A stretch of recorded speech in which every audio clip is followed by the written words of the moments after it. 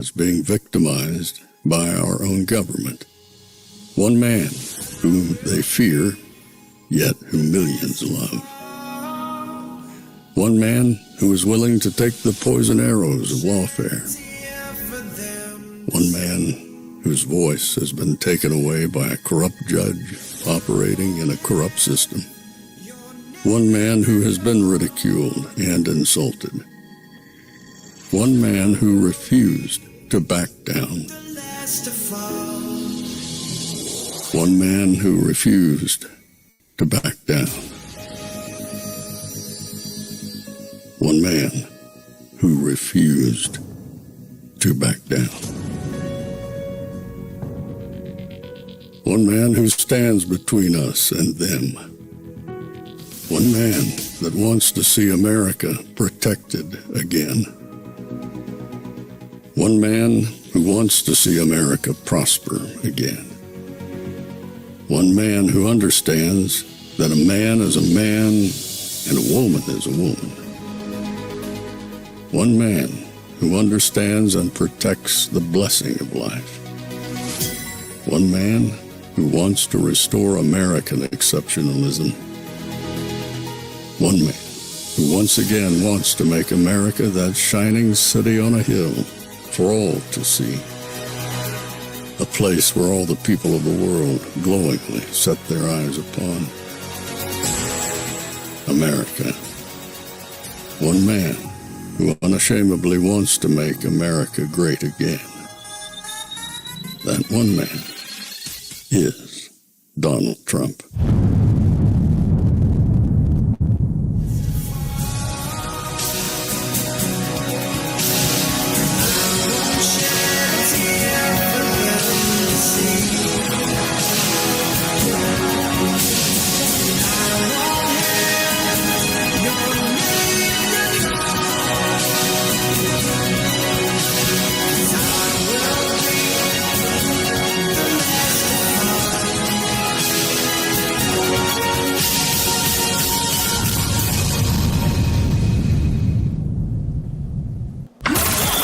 This is Fanfare with Barry Cunningham. What's everybody? Hi. That happens sometime. How's everybody doing tonight? You know, I was planning this show after I went to the doctor today, and they stuck me with the big needle, gave me the cortisone shot, and I'm sitting here with an ice pack on my knee, and the doctor said, you know what? You're going to need to invest in one of those stand-up desks.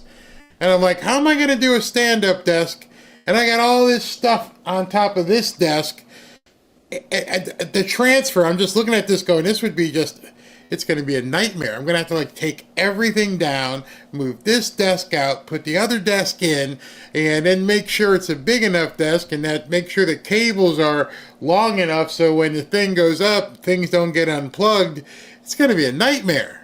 You better get a different studio and start over, but he's like, don't sit for 6 or 7 hours. It's really bad for your knee.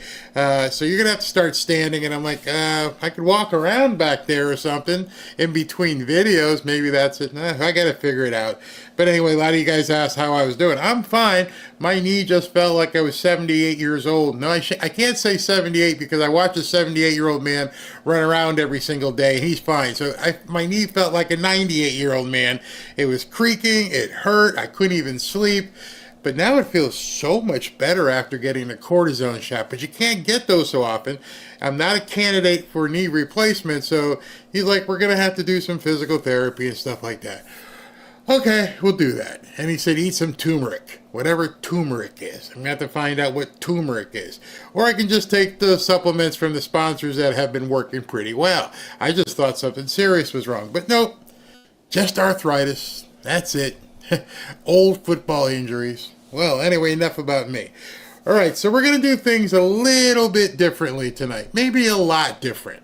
I'm looking to see. I haven't seen if Beth is here yet. So here's what we got for you. I'm starting off, if you guys haven't seen it, it seems like President Trump just loves having athletes around him. He gave a pretty good speech today talking to the Naval Academy football team.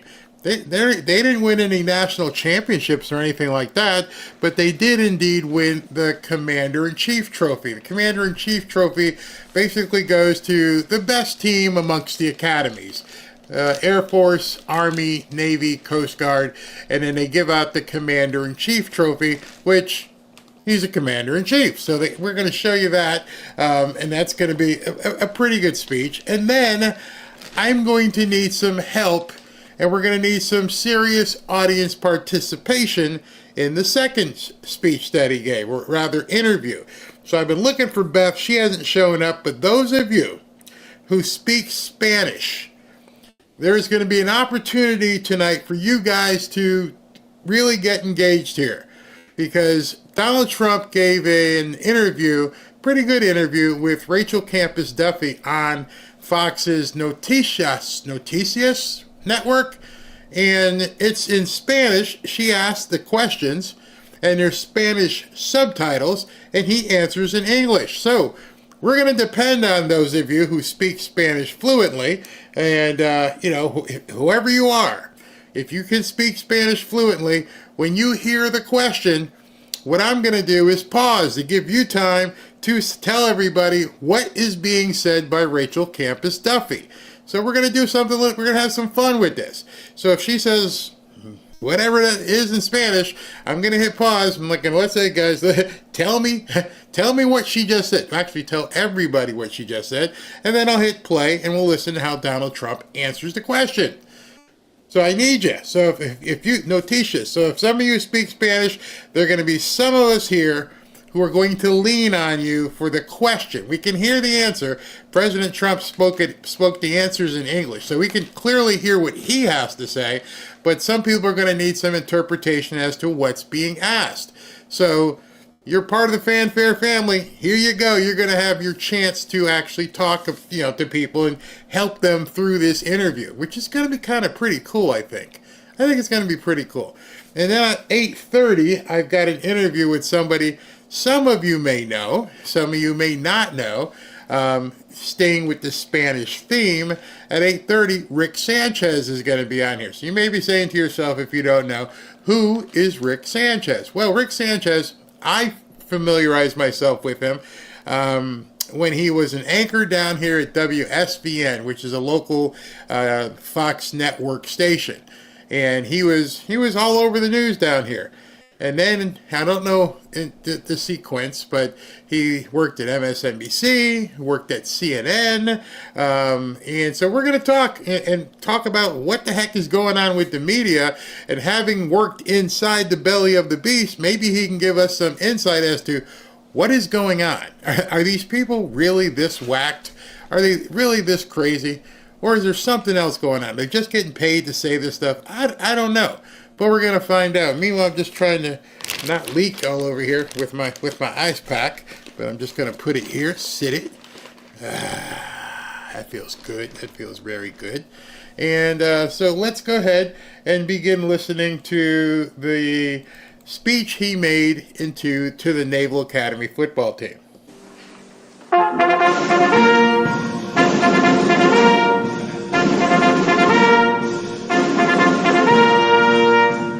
Ladies and gentlemen, the President of the United States.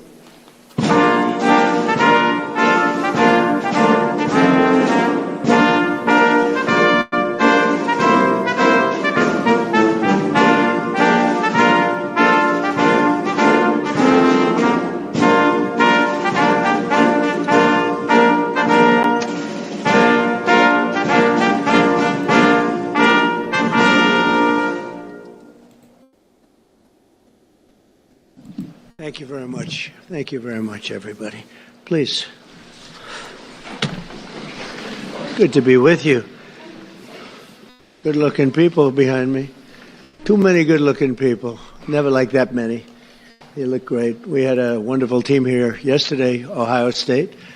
They also had an incredible season, as you know. Then we had the Dodgers here.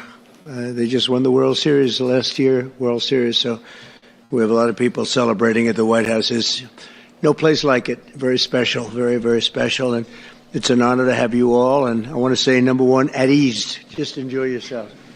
You can take it. I'm the boss here. You can take it. Don't, you don't have to listen to them for that. Just I'm the boss here. Love that. I forgot to say why I'm doing this, because I got some texts, I got some tweets on X. I forgot to mention this, and people are like, this stuff we're seeing in the news, as much as people want to hear what the left is saying, it's become completely insane. And it's become just off the charts crazy. And, you know, with it being Holy Week and everything, and I believe tomorrow night, President Trump is going to be doing something with Franklin Graham, which is perfect. We'll go ahead and cover that. If you see me bending over, I'm just adjusting my bandage. And then Thursday, we have our prayer night. So how about for the rest of the week, we exclude the nuts. If there's something breaking, if there's something huge that we need to cover, I'll get that in. But how about we just remove the negativity for at least the next couple of days? Let's go into Holy Week and Good Friday and Holy Saturday and of course Easter and leave them to their device. They're nuts. The scales are on their eyes, and I don't think you're going to mind one bit if we start talking, at least for this week, with some more impactful things that actually uplift people, not the craziness. So if you're with me, let me know in the comments, and accordingly, these two speeches I think he makes tonight, or that I'm covering tonight, really take us down that road. Good day, and if it's okay, I'm going to invite you over to the Oval Office when we're finished and present you with a little something special, okay? Let's finish up and we'll head over to the Oval Office together. Okay.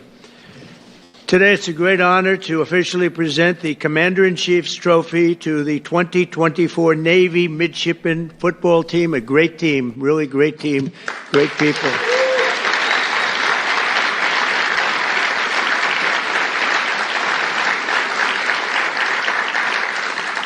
Congratulations, and we're thrilled to be joined by a proud Marine Corps veteran Vice President J.D. Vance. J.D.? Where's J.D.? What the hell happened to J.D.? Because he was just here. He must have gotten a call from China. He'll be here.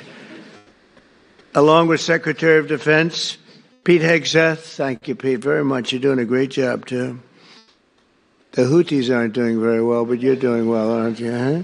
Secretary of the Navy, John Phelan, friend of mine, great guy, very successful person, by the way. Our new chairman of the Joint Chiefs of Staff, Dan Raisin-Cane. Where is he? There he is. I talked about him in my speeches for years. Who knew I was going to be appointing him to be the top? And it's an honor. It's a real honor. Everything you did with me was perfect. I said, what happened to that guy Raisin-Cane? I want him. And that's what happened, and so you're going to do a great job. I have no doubt about it. Thanks, Dan. Acting Chief of Naval Operations, Admiral James Kilby. Admiral, thank you. Congratulations. And Superintendent of the Naval Academy, Vice Admiral Yvette Davids. Oh, hello, Yvette. How are you, Yvette? But I especially want to thank and congratulate Athletic Director Chet Gladchuk, who will soon retire after 24 years. I looked at him and I said, this is a young-looking guy. I don't like this retirement stuff. But after 24 years, and he's going to do other things, I guarantee you that it'll also be incredible. But it's going to be very hard to top what he's done as athletic director. He's had the honor of 4 national championships, 251 conference titles, and 352 All-American athletes. That's not bad. Where are you? Where are you? That is not bad.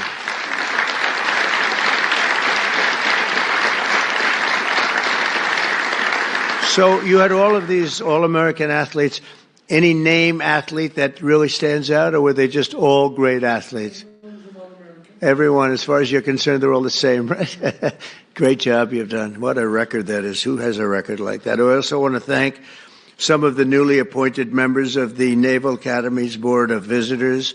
Sean Spicer is here, and Walt Nauta. Now, Walt could be, he's thinking about going to Guam someday. and he'll be taking over as governor, but we won't mention that right now, Walt, will we, huh?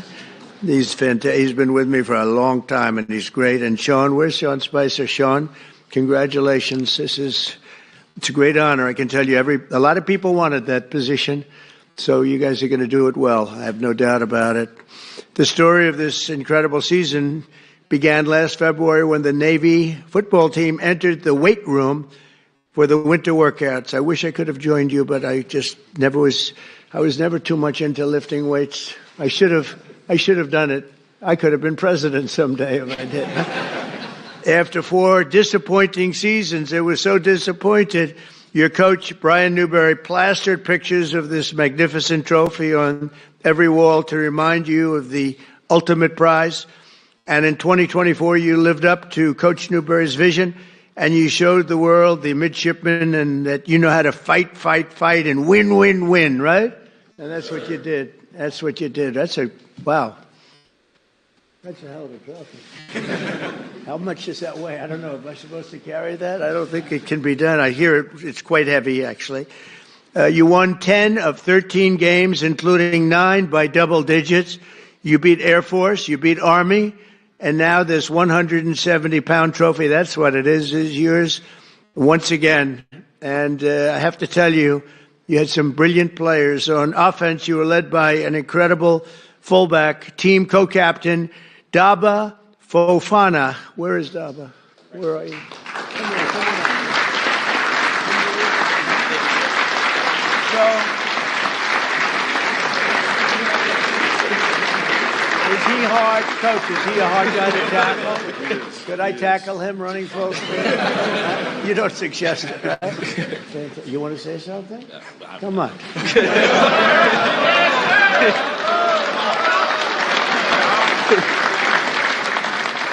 I'm just going to say we couldn't have done it without Brian Newberry here, my co-captain here, Colin Ramos, and just everyone buying into the mission. And I'm excited.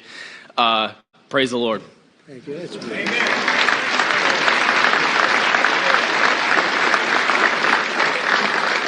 That's a great player, huh? That's great. Thank you very much. It's really beautiful. We have on offense, we have a quarterback who is also very, very special. I hear he's great. Blake Horvath. Blake, where are you, Blake? Where are you? Come on up here.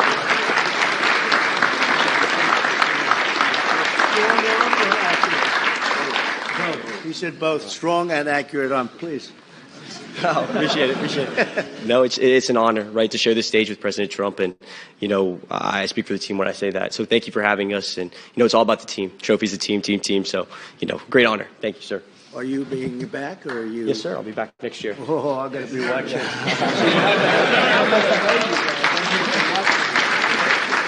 I hear you. Fantastic. Thank you very much, Blake. We're going to all be watching. This year, Blake tied the school record for touchdown passes in a single season, rushed for more than 1,200 yards. Wow, that's pretty good. And set a new school record for the longest rushing touchdown when he faked a handoff during a read option, carrying the ball 95 yards into the end zone to help beat Oklahoma. That's a serious team. We're not playing games here, Coach. Wow, is he a pretty good runner?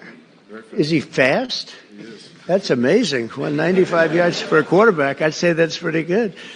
But because of your teamwork, the midshipmen had the 6th best rushing offense and the number 1 red zone touchdown offense. That's a big deal in all of college football. A truly amazing achievement. But to succeed, you have to excel on both sides of the ball, and the midshipmen had the number 4 ranked red zone defense, led by one of the best tacklers in college football, linebacker and defensive captain, Colin Ramos. Where is Colin?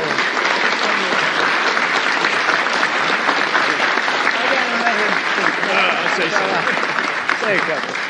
It's an absolute honor to be here. It was an amazing season. I'm so proud of these guys, and thank you, President Trump, for having us. Really an honor. Thank you. I'll bet you're a tough guy. To do that, you got to be tough. Congratulations. Beautiful. That's beautiful.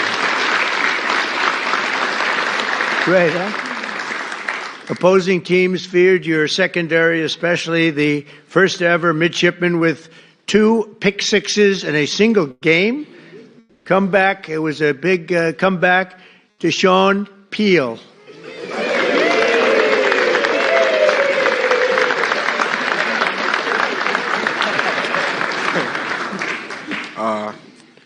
Yeah, we're just very grateful to be here. Yeah, that's it, really.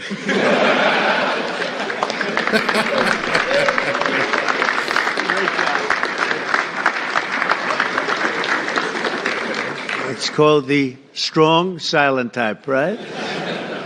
Thank you very much, Deshaun. And no one can forget contributions of the All-Star Safety Special Teams Player of the Year, and I guess an NFL prospect. A number of them are Ray Lane. Ray?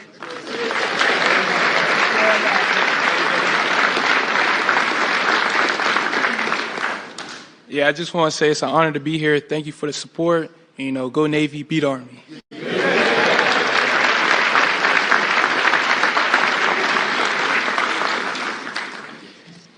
In December, I was honored to personally attend the 125th Army-Navy game in a battle that would be one of the best ever between the schools. It really went down in the history books, Coach. After you held the lead all game, the fourth quarter Army offense prepared to tie it up. They were getting right down there. I was there to watch, and you showed something that was amazing. You showed a very brilliant game time, Coach IQ, I guess you'd call that, huh? Were you happy with the end? Yes, you were very happy. Did you think you were going to win the game at that point? Okay, he's got to say that, but it was pretty amazing, actually. You faked the fourth down punt and gave the ball to the 6-foot-tall, 285-pound nose guard, Landon Robinson, who found the seam and rumbled 29 yards down the field to clinch the victory and to beat Army. Okay, where are you now? Where are you? Come on. Wow. I wouldn't want to tackle him. Thank you, sir. First off, I just like to say thank you to Mr. President for inviting us. Super thankful. Wouldn't be here without my teammates, without my coaches for, calling the play and making sure that it was open for us to run it. So super thankful and excited for years to come. So great job. Thank you, sir. Appreciate that.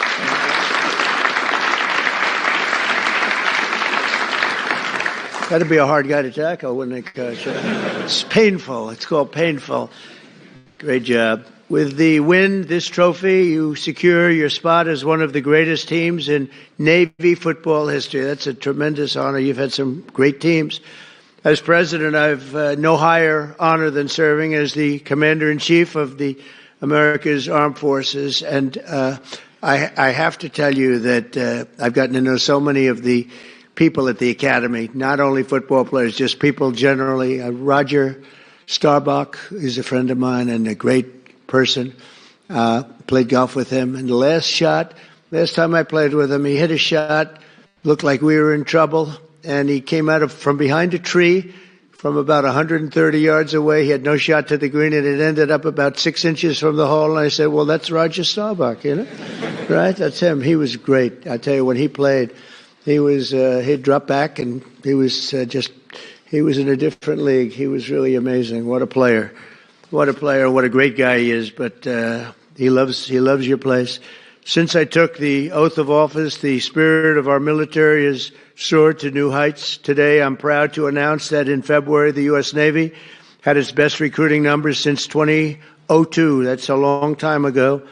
And under my administration, the Navy is on track to have the best recruiting year since the start of the war and the war on terror. But going back further than that, probably 25 to 30 years. So I can say this strongly. About 7 months ago, Pete, they were having numbers that were a disaster. And over the last 2 months, 2.5 months, the numbers have gone through the roof. So it's great. Michael, same thing. And the numbers went through the roof. And it's also true with all of the armed forces, and it's true with our police, with our firemen. There's a lot of spirit right now in the country that we didn't have 6 months ago. So that's an honor, but you have your highest recruiting numbers in about 20 years, and that's fantastic. That's pretty good, Sean, when you hear that, right? Pretty good. You can be proud. Within this amazing group of young men are 23 seniors who will graduate next month, including 13 Navy ensigns and 10 Marine Corps second lieutenants. Over the past 4 years, they've grown morally, mentally, and physically in preparation for their service to our nation. They're not just great football players, and you can see this, that they are just amazing people. They're true American warriors and future submarine captains and fighter pilots and Marine infantry and Navy SEALs. And we have I shouldn't say this too loud because some people aren't thrilled, but I'm thrilled. We have the largest budget we've ever had. We're buying gorgeous new ships, gorgeous new. And John, you're going to be working on that. He's a great, John Phelan's a great businessman, one of the best. And you're going to get that job done. And we're going to make them beautiful looking ships too. The look is very important to me, John. You know, a lot of times they'll show me a ship or a plane and I say, that doesn't look good. They say, well, it's stealth. I said, I don't care if it's stealth or not. We're going to change it if we have to. I'm not sure I believe so much in the stealth thing, but we want the most beautiful equipment, the best equipment. That's what we're going to get, and you're going to lead the way, and I'll help you too because I like doing that stuff. And we're going to get a lot of ships, a lot of planes, and for all of the armed services. So I appreciate it, John. Do a job. And I just say to the gentleman behind me, your commitment is something very special. And as long as I'm Commander-in-Chief, the United States will always have the strongest, fiercest, and most powerful Navy on the sea. And again, we're going to restock it like it hasn't been restocked before. We're going to have $1 trillion budget. Think of it. You know, it's like crazy. It's crazy, but more than anybody else by double. And we're going to be in a league. I rebuilt our armed forces in my first term, got them almost entirely rebuilt. Then we had a catastrophe known as Biden, and in Afghanistan, he gave so much of the equipment away, but still it was only a small fraction of what we had done. And we're restocking it now, and we're going to have something that nobody's ever had before. So I'm counting on all of you people in the front to get out there, and we got to get the best equipment in the world. And we're going to pay the price, but we're going to get the best equipment in the world. We have to have it. Lots of ammunition too. We get a little low on ammunition. I came into office and first time they said, sir, we're very low on ammunition. I said, don't say that to the enemy. I don't want the enemy to hear that. I came in this time and they said, sir, you're low on ammunition again. We gave a lot of it away, you know that, but we have to keep a lot of it. We have to keep it for ourselves also. So we're going to work together and we're going to do something great, Pete. And you're going to do a fantastic job doing the job you're already doing. You've made a big impact. So I'd like to now introduce a very special man, a great coach. You would rate him great, right? Good or great? Good. Oh boy, am I glad you said that. Would I be in trouble if he said anything? But there's nothing much you can say because we see his record. So, Coach, could you say a couple of words, please? Brian Newbrow. Thank you.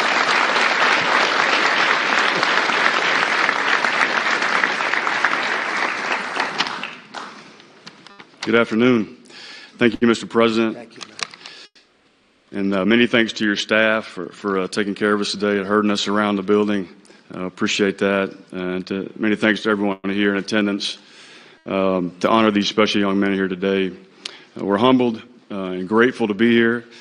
The highest honor and the most important tangible goal in our program is to be standing here in the White House with our Commander-in-Chief and all of you here today. Proudly representing the United States Naval Academy, the entire brigade of midshipmen, and all the men and women serving in our Navy and our Marine Corps, both past and present. The young men here on the stage, and some of them out here in the audience, are some of the best and the brightest that our country has to offer.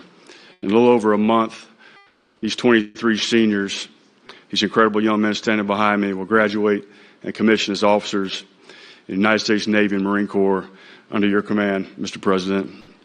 And they will do so with tremendous character and the core values of duty, honor, courage, and commitment. I know there have been a lot of great teams. You mentioned some of those earlier, come through here, collegiate, professional, world champions, national champions that have been honored here at the White House. But Mr. President, this is your team. This is America's team. And the CIC trophy is the most coveted and honorable trophy in all of college sports. And it's our objective to come back here and get to know you a little bit better over the course of your tenure. This time I'd like to bring up our two captains, Daba Fofana and Colin Ramos. to present you, Mr. President, with a couple of nice gifts. Thank you very much. Thank you. Thank you. Go Navy. Beat everyone.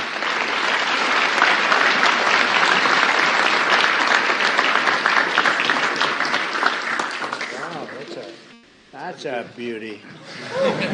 That's fantastic. Let me do this. Come on up. Yes, you come on over. Come on over, Coach.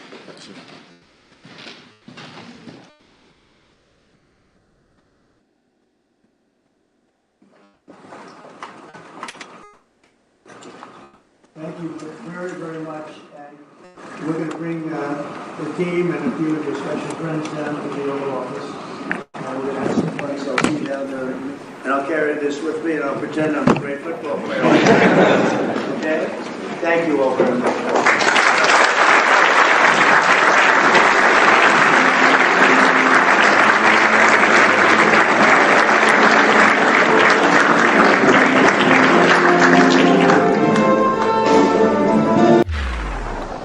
All right, you can tell that the president loves being around these young men. And then the same thing he did the other day with Ohio State. Even the professionals, the race car drivers, the football team. Not sure. Hopefully the Connecticut Huskies will show up there and do their thing, even though some of them are kind of And the same thing with the University of Florida basketball team, which I'm sure Marco Rubio will be quite happy to be there. So now we're going to get to that part where we're going to talk to you. Actually, I'm not going to talk to you. I'm going to show you this interview that President Trump did on Fox News Noticias. I don't speak Spanish. I'm sorry. And it's with Rachel Campos Duffy. And it's very interesting because, again, I've never done this. So I see Beth, and I'm surprised how many of you in here speak Spanish. So without further ado, because I got to stay on clock here because we got Rick Sanchez coming up at 8:30, and then I've got some stuff for you after that. So I wasn't lazy. I had to go to the doctor, so I was like, I need to put something together at the beginning of the show because I didn't know what time I was going to be back and how this knee was going to feel after I got zapped and everything. So without further ado, let's go ahead and jump into this interview. Now, don't go leaving if you haven't seen it and get frustrated because you don't speak Spanish. I've seen a lot of people in here. A lot of people like, I speak Spanish. Okay, so we're going to see people interpret for you in real time. And when the questions get asked, I'll try and pause, give people time to see what the question is, and then we'll get President Trump to go ahead and give his answer. I've never done this before. It's going to be pretty interactive and pretty interesting. But let's go with it. Is 100%. It's like literally 100%. It's perfect now. We want people to come in, but they have to come in legally, and everybody agrees to that. We had 11,088 murderers. Half of them killed more than one person. Mm-hmm. These are rough, bad people. We want them out. We're going to have a self-deportation program, which we haven't even announced yet. I guess I'm announcing it to you. Why not, Rachel? Here it is. Las aranceles van a reemplazar el income tax. You know, you're the only one that's asked me that. Oh, I thought that was one of the questions. This is still the intro. My bad. Oh, I deal with all these big financial geniuses. Nobody ever. There is a chance that the money from tariffs could be so great that it would replace with Biden. Yeah, it's crazy. Look, he was the worst president in the history of our country, and we've had some bad ones. But there was never anybody like this. I don't even know if he was president because he didn't know where the hell he was. They had a lot of bad people. They had a lot of radical left lunatics in there, and I think he was perfect. He was perfect for them because he didn't have a clue. Vamos a hacer América grande otra vez. America grande otra vez. So she just taught him how to say make America great again in Spanish. So I'd love for Beth and some of you guys to write what she just said, because I'd like to know how to say make America great again in Spanish. Not sure what it is that she said, but would love to see it. All right, let's go. Now we're going to get into it. But you can put in here, how do you say make America great again in Spanish? All right. Señor presidente, muchísimas gracias por acompañarnos en Fox Noticias. Este es un momento realmente histórico. Es un honor tenerlo con nosotros y le haré las preguntas primero en español para nuestra audiencia y luego en inglés. Ha estado en cargo alrededor de 100 días. Han pasado muchas cosas. De todas las cosas que has logrado, ¿de cuál se siente más orgulloso? Well, I think. All right. Okay. I don't know what she just said. I know what he's going to say, but I'd love to know what did she just ask him? Before I press the answer, what did she just say? All right, go. Grok helps interpret too. I don't want to break it up too much, but it's interesting. And it's probably, she was speaking so fast, I have no clue. Whoa. What did she say? Beth, is it taking too long to do it this way? You can pretty much understand what the question was by his answer. I just thought it'd be interesting if we could somehow get the question. So I think it's going to be too slow, and we'll break it up. So just follow along in the chat, and somebody goes, "Let me know when this interview is over." No, you don't want to go away. Okay, here's what is this it? You've only been in power for 100 days. There's been a lot of things that attacked us. Happy? Not really sure it was happy. All right, so I'm just going to play it. Listen to the answers if you're not familiar with Spanish. The thing that people now realize is the border is 100%. It's like literally 100%. It's perfect now. And I don't know if you can top perfect, but it's going to get better. And by the way, we want people to come in, but they have to come in legally, and everybody agrees to that. And they will do that. We need people. We need people for all the industry that's being created. And I think just generally that there's a mood that our country was ripped off by other nations for many, many years, and they understand what I'm doing. They're really getting it. We're making tremendous amounts of money, taking in billions and billions, hundreds of billions of dollars in tariffs from other countries that for many, many decades just ripped off the United States. And it's time that we not allow that to happen. So, but we've done many, many things, and we're happy about it. We just had a big chunk of the big, new, beautiful bill passed, which are the biggest tax cuts in history, and also the biggest regulation cuts in history. And I think we're well on our way to getting that. That's going to be a big deal when we get the big, beautiful deal. We call it the big, beautiful bill. When we get that passed, that'll be big tax cuts for everybody and other things. ¿De dónde? So I put slow mode on for every 30 seconds so people can read the chats because it's going too fast. So 30 seconds slow mode so you can see what some of the people who speak Spanish are saying. Tiene tanta energía. A lot of people ask me that question. I've always said energy is genetics. I had two great parents. They had a long-term marriage, a very, very long-term marriage. I'll never beat them at that. So one thing, I'll never beat them. We don't have enough years left. But they had a great relationship, but they had great energy. And my father died at just about almost 94. And he was a very strong guy. And my mother, likewise, she was a wonderful woman, but she lived a very long life, and she had a tremendous sense of energy, and she had energy inside and out. I mean, she was the life of the party. And I think that's where it comes from. Yeah. I think that's where it comes from generally. I could say probably the same for you. Yeah, genetics. I think genetics is a big answer. Even, when people have a friend, his mother died at 49 from a heart attack, and his father died at 50, and he's 60, and he's walking around saying, I'm not supposed to be here. But, and he's not a particularly nice person, so I say, maybe you're right about that. But no, genetics, a big factor is genetics. Yeah, I agree. Acaba de reunirse con el presidente de El Salvador, Bukele. ¿Cree que el acuerdo con Bukele podría servir como modelo para manejar a los criminales violentos peligrosos, sean ilegales o no? Well, first of all, we had a great meeting. Yes. Much longer than I planned because I found him to be very interesting. And I've known him. I knew him from the first term. And he was very young then and very smart. And he's only gotten better. And he's done a phenomenal job for us. And we worked together very closely. And, he took they call it the crime center of the earth or something, El Salvador. Now it's a very safe, it's considered a very safe murder place. Capital of the world. Yeah, it was really, it had a terrible little ring to it. I said, really? But he's made it a very safe place. People go and they feel very secure and safe. He's also built one, but other also prisons, very big ones, and we're using his system. because we're getting rid of our criminals from out of the United States that were allowed to come in by Biden. You know, when you think about it, it's so hard, Rachel, to even believe. He opened up the borders and he let criminals from all over the world just pour into our country. It's not even believable. You think, I always say party of common sense or whatever, but it's not even believable. They came from all over. They came from mental institutions. They came from gangs and from drug dealerships. I mean, we have some of the biggest drug dealers in the world that he just let into our country. We have people coming from jails of all. I mean, think of it. They emptied their jails into the United States. We're getting them out. And the president is helping us with that, President Bukele.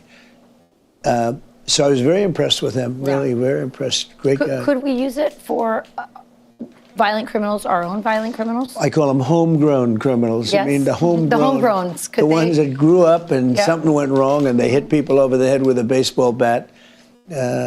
We have, and push people into subways just before the train gets there, like you see happening sometimes. We are looking into it and we want to do it. I would love to do that. Okay.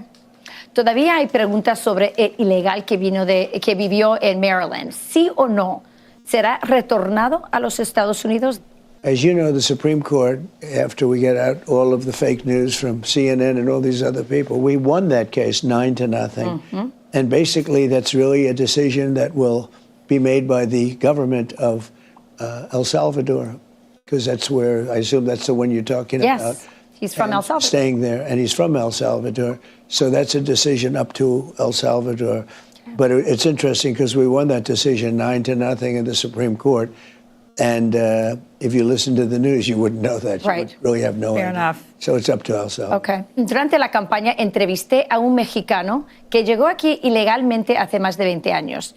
Tiene hijos americanos y me dijo que aunque es ilegal y no podía votar, apoyaba a su candidatura. Esta es su explicación. Como todo padre amoroso que quiere un buen futuro para su familia, pues yo quiero que Estados Unidos le vaya bien. Quiero que tenga una administración que luche porque la inflación baje, porque la economía mejore, porque detenga las guerras. La cualidad de Donald Trump es que sería un buen administrador respecto a la economía estadounidense. Es que va a presionar a las compañías norteamericanas para que no se vayan al exterior y creen sus empresas aquí en Estados Unidos para que le den empleo a los estadounidenses. A excepción de que a alguien se le comprueben crímenes, o sea, a un delincuente, estoy absolutamente de acuerdo que se le regrese a su país. E incluso si yo cometiera crímenes, pues que me deporten.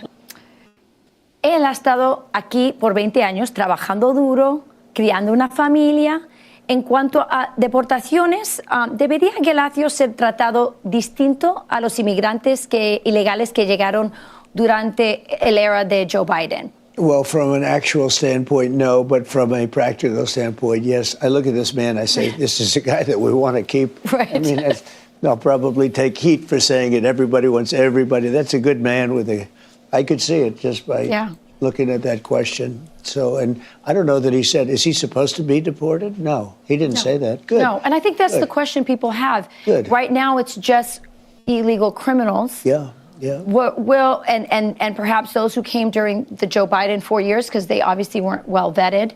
But what about somebody like Gelacio? So, well, I don't think he's in any danger of it, and that makes this question a lot easier, because if you said they're ready to pick him up and move him out, that would be a much more difficult question, because he's a fine person. Yes. And we don't want to do that. We want our great people to stay. One of the things I am doing, though, is I'm also making it easier on the farmers and the hotels and everything, because you have a lot of farmers that they're not going to be able to do their crops and pick up the corn and do all of the things that they do so incredibly well. So we're making it so that if a farmer can give recommendations to people, we're going to be very soothing in terms of perhaps letting that farmer have, they're sort of responsible. Yes. And we're going to have the farmer take responsibility. But, ultimately at some point, we want the people to go out, come back as legal. We're going to send, as you probably know, we're doing a self-deportation. And we're going to make it comfortable for people, and we're going to work with those people to come back into our country legally. ¿Está The good ones.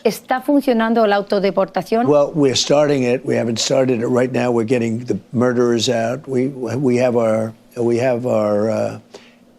total aim on the very bad ones, as you can imagine, because you have some great people that came in, but we have some very bad ones. We had 11,088 murderers. Half of them killed more than one person.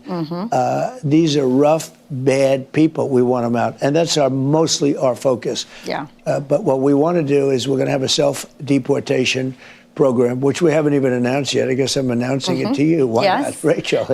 Here it is. The only thing I haven't determined is what are we going to do? We're going to give them a stipend. We're going to give them some money and a plane ticket. And then we're going to work with them. If they're good, if we want them back in, we're going to work with them to get them back in as quickly as we can. Amazing. You guys are doing great, because I'm sitting here watching, that the words that are coming up. And Beth, don't think we don't need you. We need everybody to pitch in and tell us what she's saying. And something dawned on me just as I was watching this, when, that whole word contrast that I've been using. Can you even imagine Joe Biden sitting in front of somebody speaking a different language, and then having to hear the translation in his ear, and then having to formulate an answer that quick? I think we would see him short circuit on national television. That would be awesome. He would never do this. Never do this. Ahora está militarizando tierras federales en la frontera sur. Los cárteles nunca han sido tan ricos ni tan fuertes. Desde que usted cerró la frontera, la violencia ha aumentado porque los cárteles están luchando por menos territorio, menos recursos y ingresos. ¿Cuál es su plan para enfrentar a los cárteles mexicanos? So we're working with Mexico. Mexico is, I think, very, very afraid of the cartels, actually. I think the cartels run large sections of Mexico, and I don't want to say that because I'm getting along very well with the president. 40% of the landmass in Mexico is controlled by the cartels. Maybe at least. At least. Okay, at least. It's hard to believe. I'm dealing very nicely with your new president, with the new president, who's a very fine woman, I have to say. The relationship is very good. And we want to help her, and we want to help Mexico, because you can't run a country like that. You just can't. They've made a fortune. Now, I will say it's been cut back way back because of the border. The border is very, very secure right now. And we didn't need legislation. We needed a president to say, that's it, no more people coming in. And the other day, you probably saw the statistic. It was like for a long period of time, 9 people. And they came in because they had a medical problem. Well, we actually took them in because one of them had a heart attack, one of them had something else. No, the border is very secure. We're going to make it a longer border. I built 571 miles of wall, which nobody likes to talk about, but it's the way it is. And I had to take the money because the Senate and the House, they were not in a giving mood. So I took the money out of the military. I called it an invasion. It's an invasion of our country. And it really worked. Walls work. Remember when they said, the Democrats would say, you don't need walls. Well, two things work. What are the two things? Walls and wheels. They'll never change. Yes. Everything else is obsolete immediately, but walls and wheels will never change. And we have a very secure border right now. ¿Van a reemplazar el income tax o los impuestos sobre la renta? You're the only one that's asked me that. Oh, I deal with all these big financial geniuses. Nobody ever... There is a chance that the money from tariffs could be so great that it would replace, in the old days, about 1870 to 1913, the tariffs were the only form of money. And that's when our nation was relatively the richest. We were the richest. They formed a committee in the 1880s of very distinguished people to get rid of, they had to get rid of money. They had so much money, they were making so much money. And this committee's sole purpose was how to dispose of it, who to give it to, what do we do? And then brilliantly in 1913, they went to the income tax system. Then in around 31 or 32, they tried to bring back tariffs, but it was too late. The country was gone. And they love to blame tariffs for the Great Depression. But the Great Depression came before they put the tariffs on. They love to do it, right? You know that. Yeah. They're always talking about, well, didn't you had... No. Great Depression started in 1929. Around 1931, they brought back tariffs, but it was, that, as the expression goes, that sucker was gone. Yeah. Yes. ¿Cuánto Do you ever dinero? notice, though, they always talk about it? Sí. They brought it back after the Depression. ¿Cuánto dinero estás ingresando con las tarifas? Billions and billions of dollars and hundreds of billions of dollars over a period of a year. Before I gave a little bit of a pause to lower it just a little bit because, it's a transition. You have to have a little flexibility. But we were making $2 billion and $3 billion a day. We never made money like that. Your question is the greatest question no financial reporter wants to ask me. It could replace the income tax. That's the kind of money we're talking about. Pues prometió que no habría impuestos sobre las propinas, ni sobre las horas extra, ni sobre el seguro social. ¿Podría cumplir o vas a cumplir con esas promesas? And a mortgage deduction or an interest deduction on cars. If you buy a car, we're trying to, all I can say is we're trying like hell. Yeah. Okay, it's really not, if it's up to me, 100% I can promise. But I have some strange people I deal with, and we have to get it approved. But the no tax on tips I love. No tax on overtime is incredible. No tax on Social Security for the seniors is great. And the deduction of interest, you buy a car, and if you buy the car, and it's only if it's made in America, otherwise who cares, right? But and more factories are moving back. I think you see that. Everybody sees it. A lot of people don't like talking about it, but everybody sees it.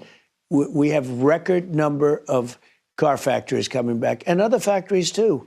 You just saw today on the computer chips and all of the things related to computer. You see what's going on? Yes. It's crazy, even beyond my wildest expectations. But the answer on the question is that will I try and do those three things? Plus, I would like to add the interest on cars if it's made in America. I'm trying like hell. I love it. I think we'll be successful. Tan pronto como asumió el cargo, comenzó a hablar sobre el Canal de Panamá. ¿Cuál es exactamente lo que quiere que pase con el Canal de Panamá? So maybe it's happening already, but we said we didn't give that canal. It was a ridiculous, stupid thing that was done. Jimmy Carter gave the Panama Canal, one of the most profitable, the eighth wonder of the world, the Panama Canal. He gave it for $1 to Panama. Thank you, Jimmy Carter. That was a great investment. It's not the art of the deal. That's not the art of the deal. That's the opposite to the art of the deal. The Panama Canal was the single most expensive thing ever built. It cost, like modern day money, $1.8 trillion. It's never been anything so expensive. And it ran unbelievably profitably, but our prices were much lower. He gave it to them. The following day, they increased the rates by 4 times, and it didn't stop one ship. Then they raised it again by 2 times. Anyway, it makes a fortune. We don't like the way it's run, and we don't like the China influence. It seems like the China influence has gotten... when we looked at that a year ago, almost every single flag and every single statement was written in Chinese, okay? I said, we didn't give it to China. We gave it to Panama. We shouldn't have given it to Panama. And we're working with Panama right now. We're going to make a determination as to what to do about it. Okay. Panama anunció recientemente que no renovará su acuerdo de Belt and Road Initiative con China. ¿Deben los países de Latinoamérica tener que elegir entre los Estados Unidos o China? Well, maybe in a certain way. I saw what Panama did, what others are doing and maybe thinking about doing. Maybe. They should do that, yeah. Okay. Elon Musk dice que su equipo identificó a inmigrantes ilegales que votaron usando números de seguro social que les dio el gobierno de Joe Biden cuando cruzaron la frontera. ¿Los va a acusar y procesar? Well, we're going to look at that. There are a lot of people. It's nice to say yes, but there are thousands and thousands of people. And maybe the ones that should be prosecuted are the Democrats who did it. They didn't do that for election. They did that for money. Right. More than election, I think. And the president is helping us with that, President Bukele.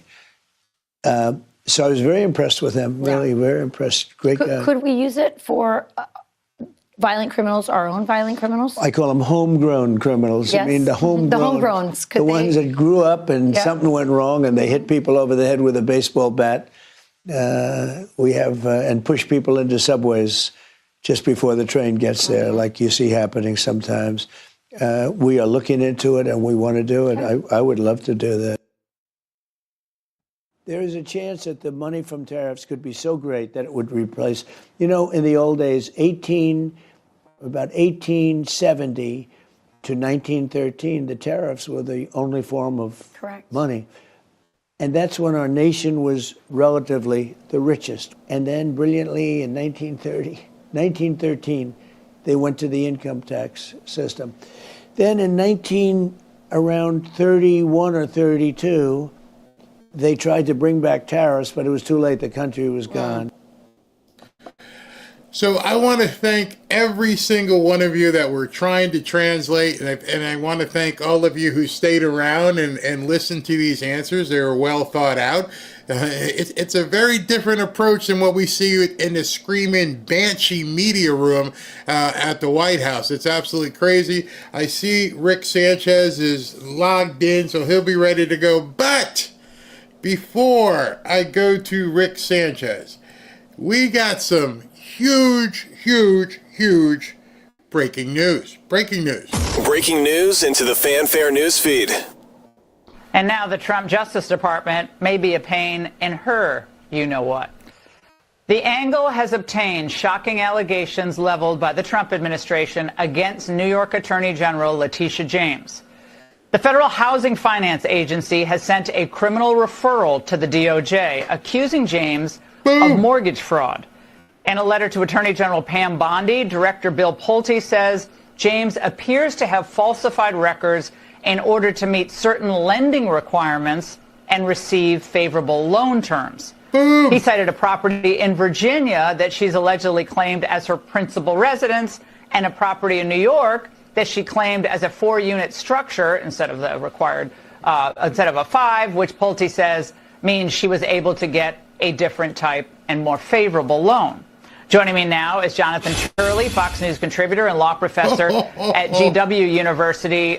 Jonathan, mortgage fraud is rampant in the United States. There's all sorts of fraud that's rampant. There's disability fraud that they've vowed to crack down on in the Trump administration. But this is another thing that they have vowed to crack down on because it costs real money. Your reaction to these allegations? Well, obviously, the irony is perfectly crushing. This is a person who prosecuted Trump for everything short of ripping a label off a mattress. And among the charges that were brought in New York, in not just the civil but the criminal case, was making false or misleading statements to financial institutions. And one of these sections, Section 1014 of the federal code, is prosecuted. It took me about 60 seconds of a search to find cases that the Department of Justice brought against people who falsely claimed that property was their principal residence in order to get loans. So this is well-tread areas for the Justice Department. As for James, if we apply the Leticia James standard that she created, there'd be little question here. This seems pretty straightforward. What the administration is saying is this was not her principal residence. In fact, as a New York elected official, she had to say that her principal residence was in New York. This was an out-of-state residence. But also, they claim that in some of these forms, she actually states that her father is her husband in order to file as a married couple.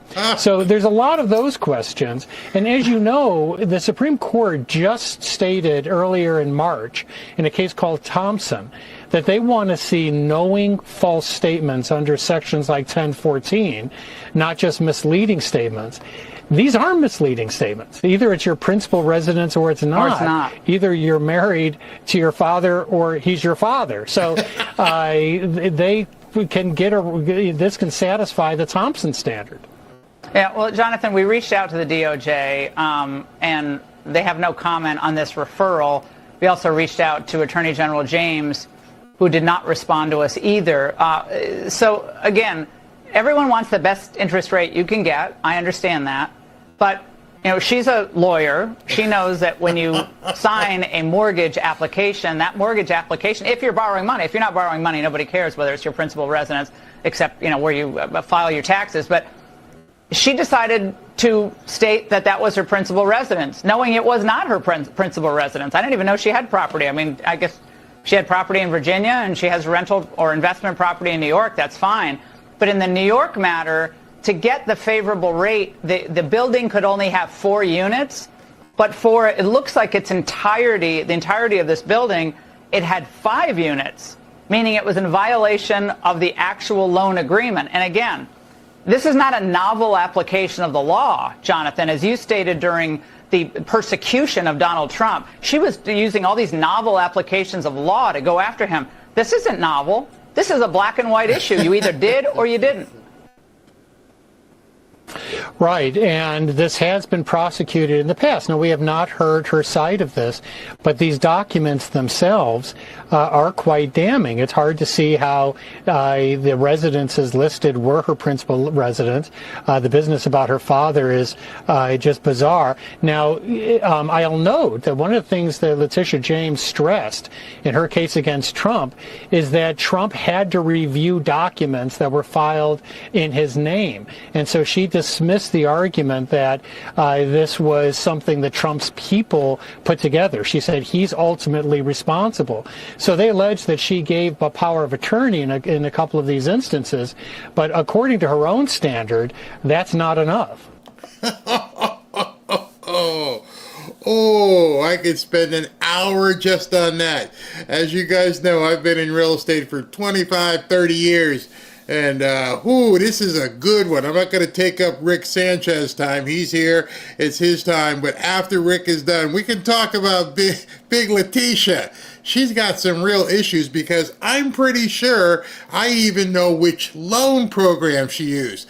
When they were talking about 4 units versus 5 units, I think I know which loan program she used. Some of you guys in the mortgage business may know it as well, but we'll talk about that in a second. Actually, a few seconds. We're going to talk to Rick James here. Rick James. Did I say Rick James? Rick Sanchez. Oh, my God. So I want you to give some introduction to Mr. Sanchez. As I mentioned earlier, I first acquainted seeing him with the local station down here, WSVN, WSVN, which I think is like a Fox affiliate. Then he went to CNN or MSNBC. I'll let him tell you his storied career. I mean, he's been around forever. And just recently, he did an interview on Newsmax, which is where I want to lead today. So let's listen to this real quick. When you consider how the media treated Donald Trump the first time around, delegitimizing him or attempting to at every turn, with the Russiagate scandal, which was really no scandal at all, for example, and how they continued to do so even after he was out of office. I mean, look, not for nothing, right? But again, even Fox News turned their backs on Donald Trump. They did. Rupert Murdoch said he wanted Trump's name erased from the broadcasts for the most part.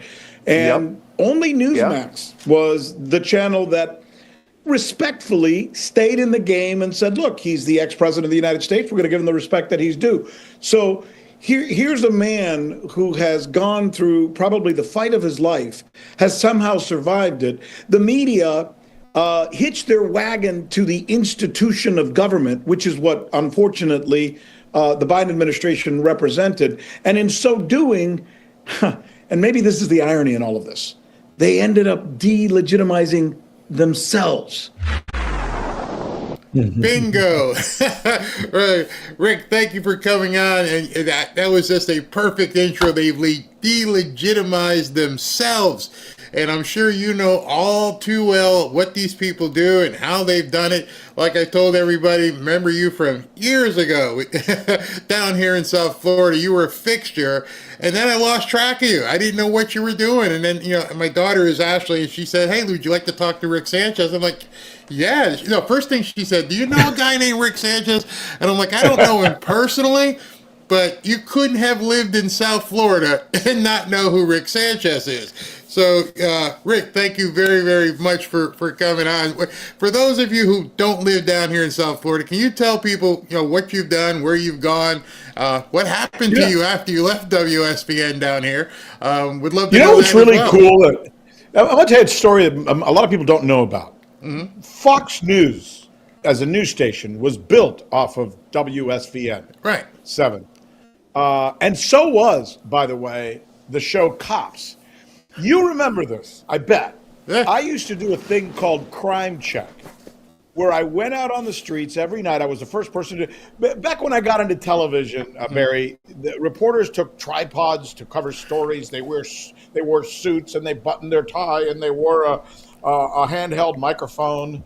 And I started this crazy thing. And everybody started watching me on TV because they said, who's this nutcase? Look at this guy. He's crazy. I literally said, no more tripods, right? And no more ties. And no more reports that are prepared. We're going to get to the scene. We're going to put up a live signal, and we're going to go live. And we're going to tell the story as it's happening. And I'm going to get to know all the cops in South Florida. Couldn't do this today because they'd all be afraid to get sued. But, I drink with them. The first thing I do when I get to the scene is I'd say, hey, you got to smoke? Or then I'd give them a cigarette or something. Just, old-fashioned, turf toe kind of leather shoe journalism, right? Mm-hmm.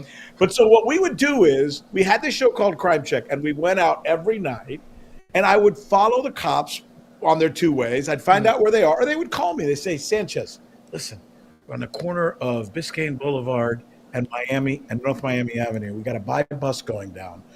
We think we've got this Colombian group that's about to do like 10 kilos.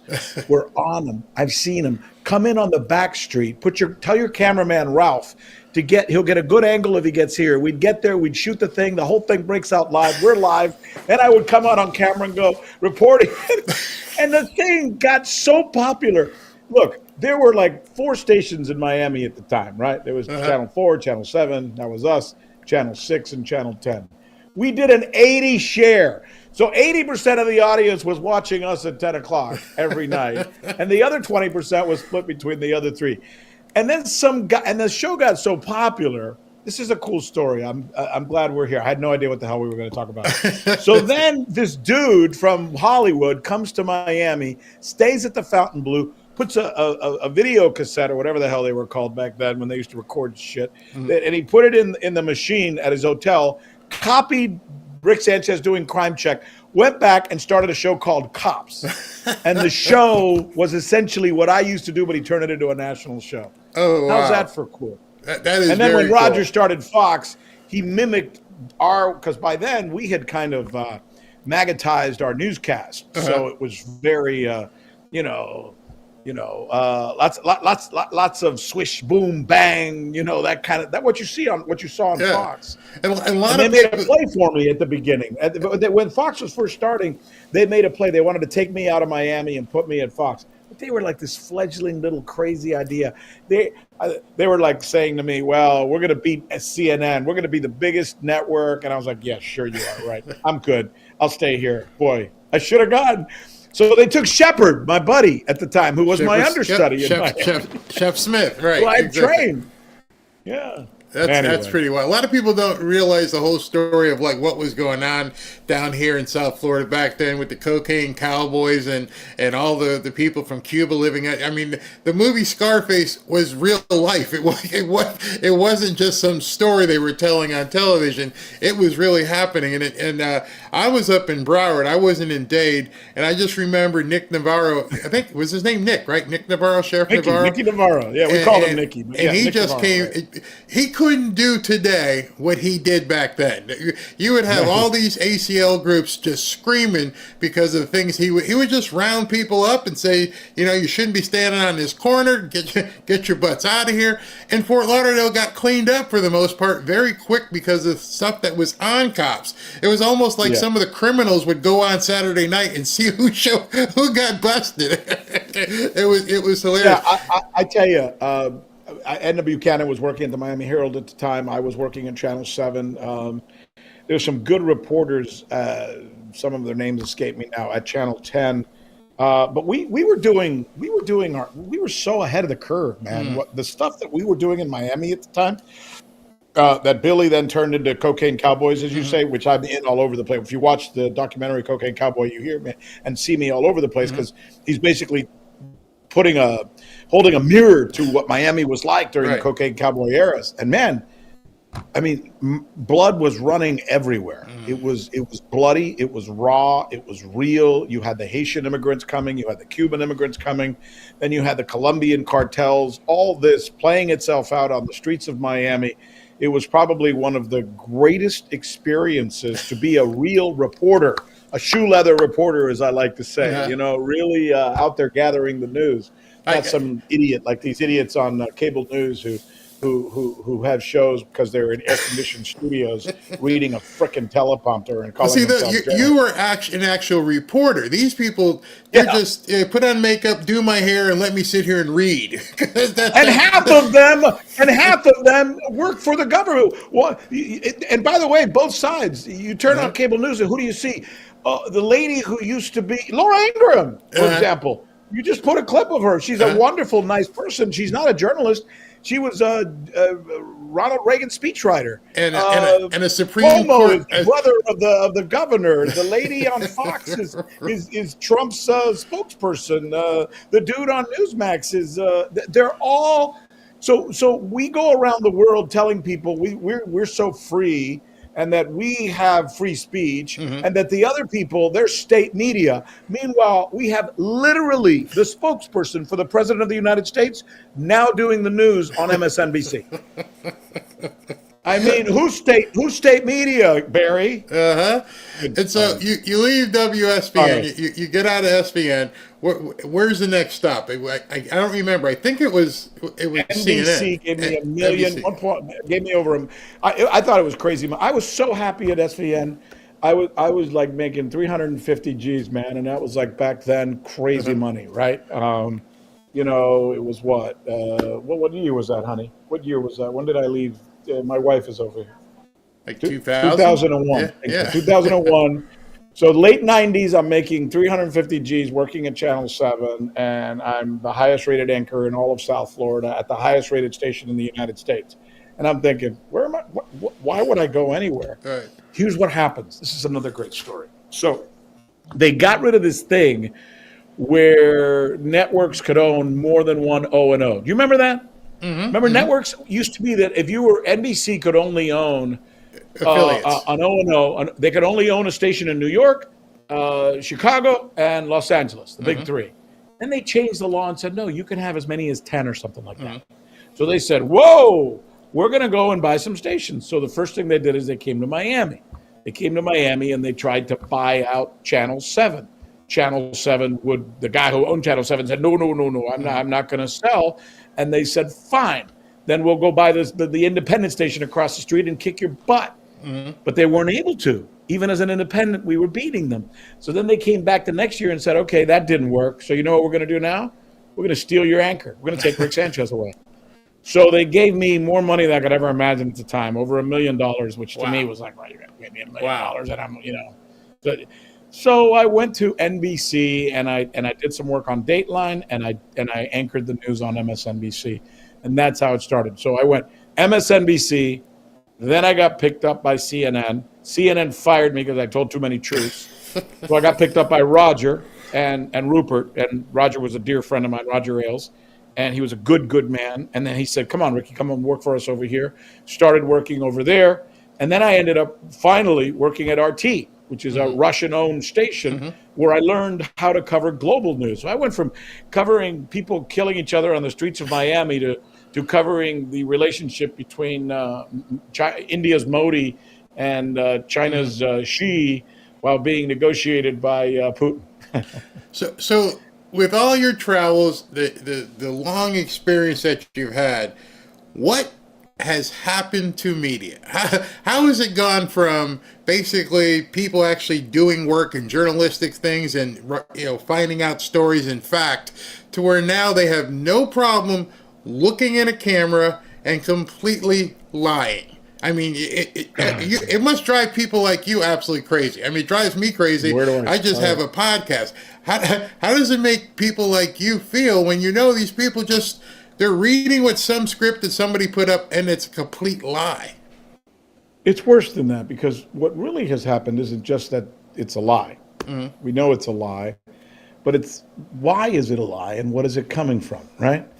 I've been spending a lot of time. In fact, Tucker Carlson and I have become quite friendly, and I was just, in fact, texting with him, and I was on his show recently, and he and I are pretty much in cahoots on this, that what really has happened is there are forces within the government of the United States, and thank God for Donald Trump and some of the people around Donald Trump, not all of them, some of the people around Donald Trump who is trying to pull us away from that. There are forces inside the United States, call it the administrative state, call it the deep state, whatever the hell you want to call it, that have for a long time been coalescing this unbelievable power.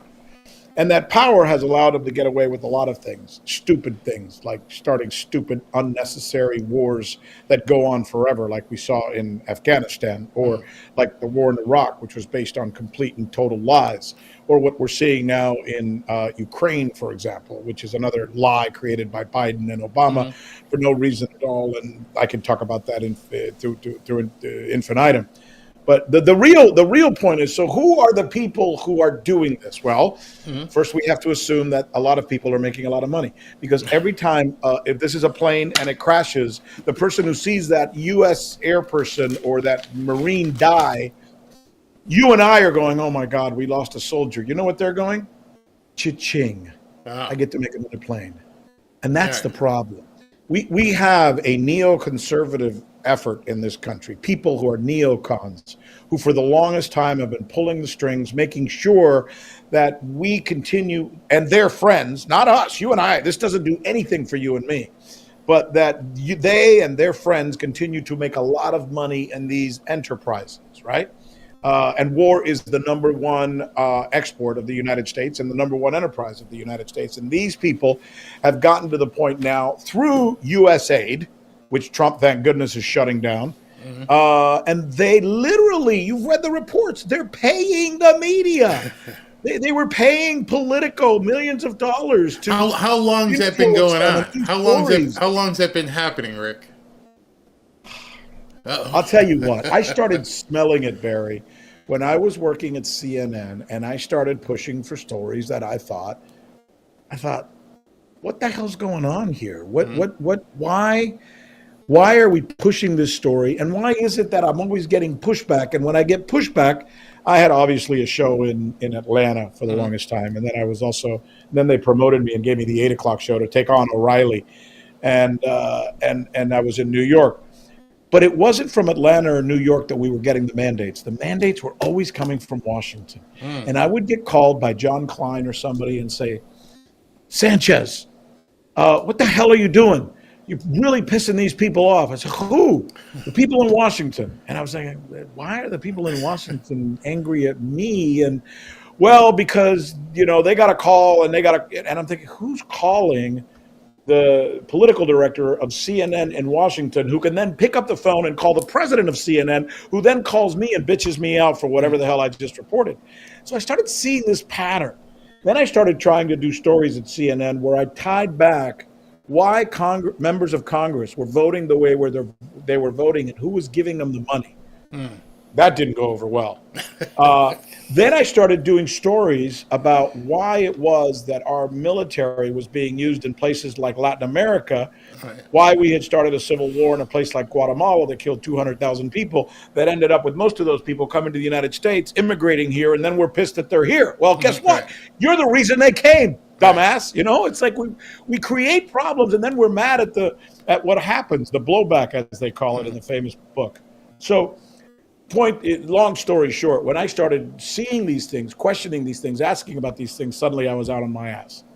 And I don't think it's a coincidence that that's about the time it started getting worse and worse and worse. And today, it's to the point where the government and the media is the same exact thing. Wow. If the media is telling you that, it's because the State Department wants them to tell you that. And we're being lied to. And it should make every single one of us who's freedom loving angry.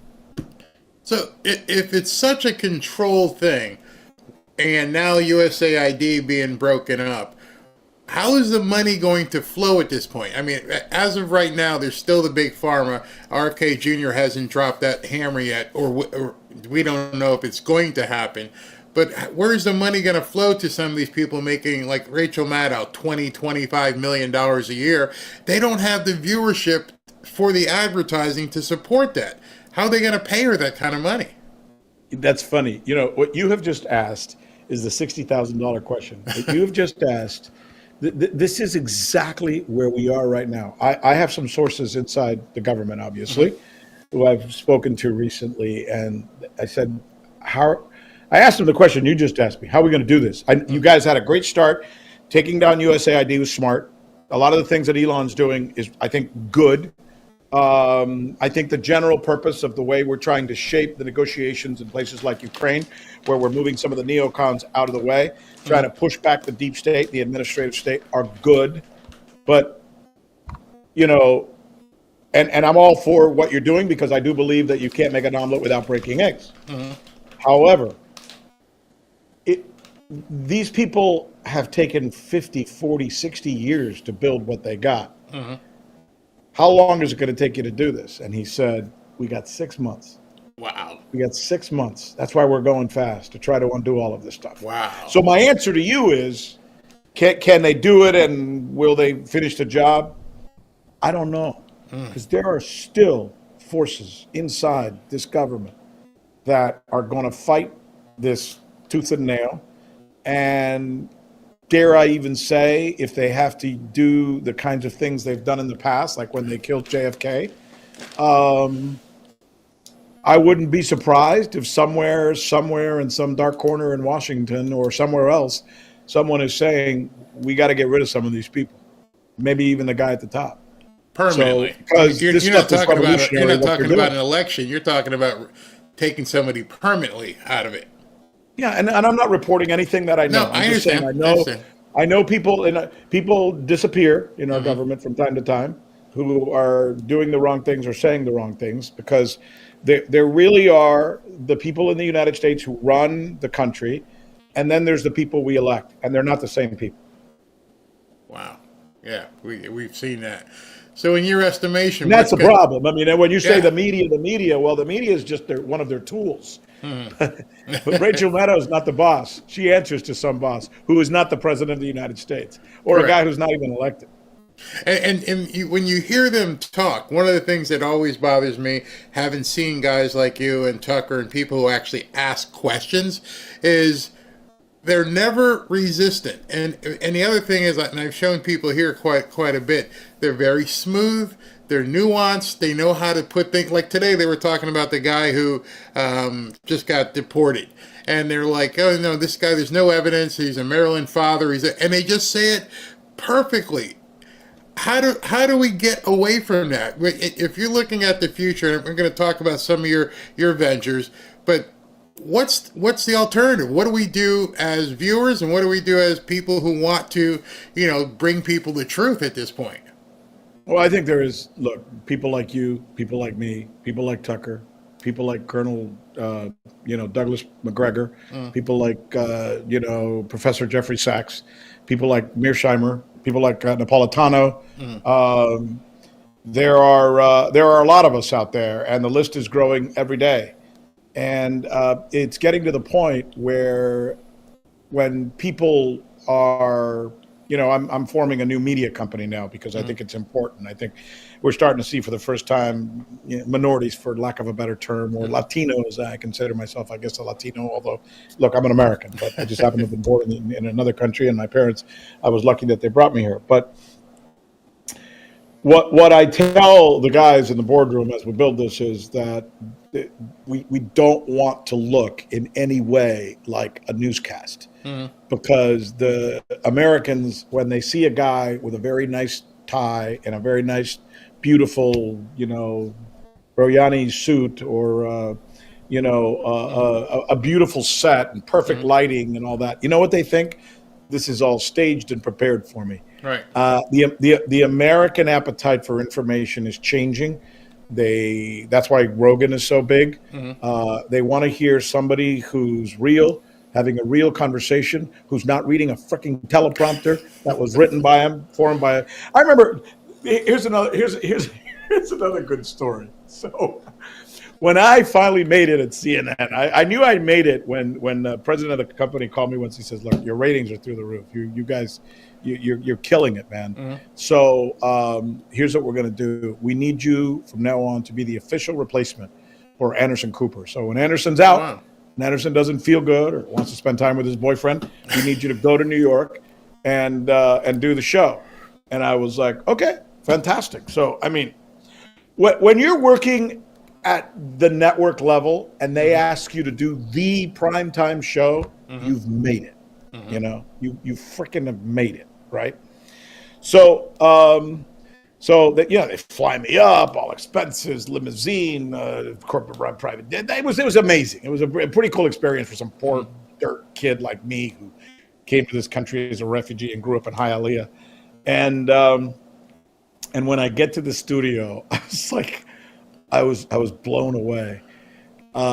He had, because I was doing a show at the time at Rick's List, which had become very popular. It was on at 4:00 because Wolf Blitzer's numbers sucked, so they needed to bring up Wolf Blitzer's numbers. So they said, if you go on at 4, you'll bring up his numbers because you have great ratings, so your viewers will stick around to watch Wolf, and that's the way we'll use you. And then when I did that successfully, they said, now we need you to go at 8:00 because we need you to bring up Anderson's numbers so you can beat O'Reilly and that other dude who was at MSNBC at the time, Oberman.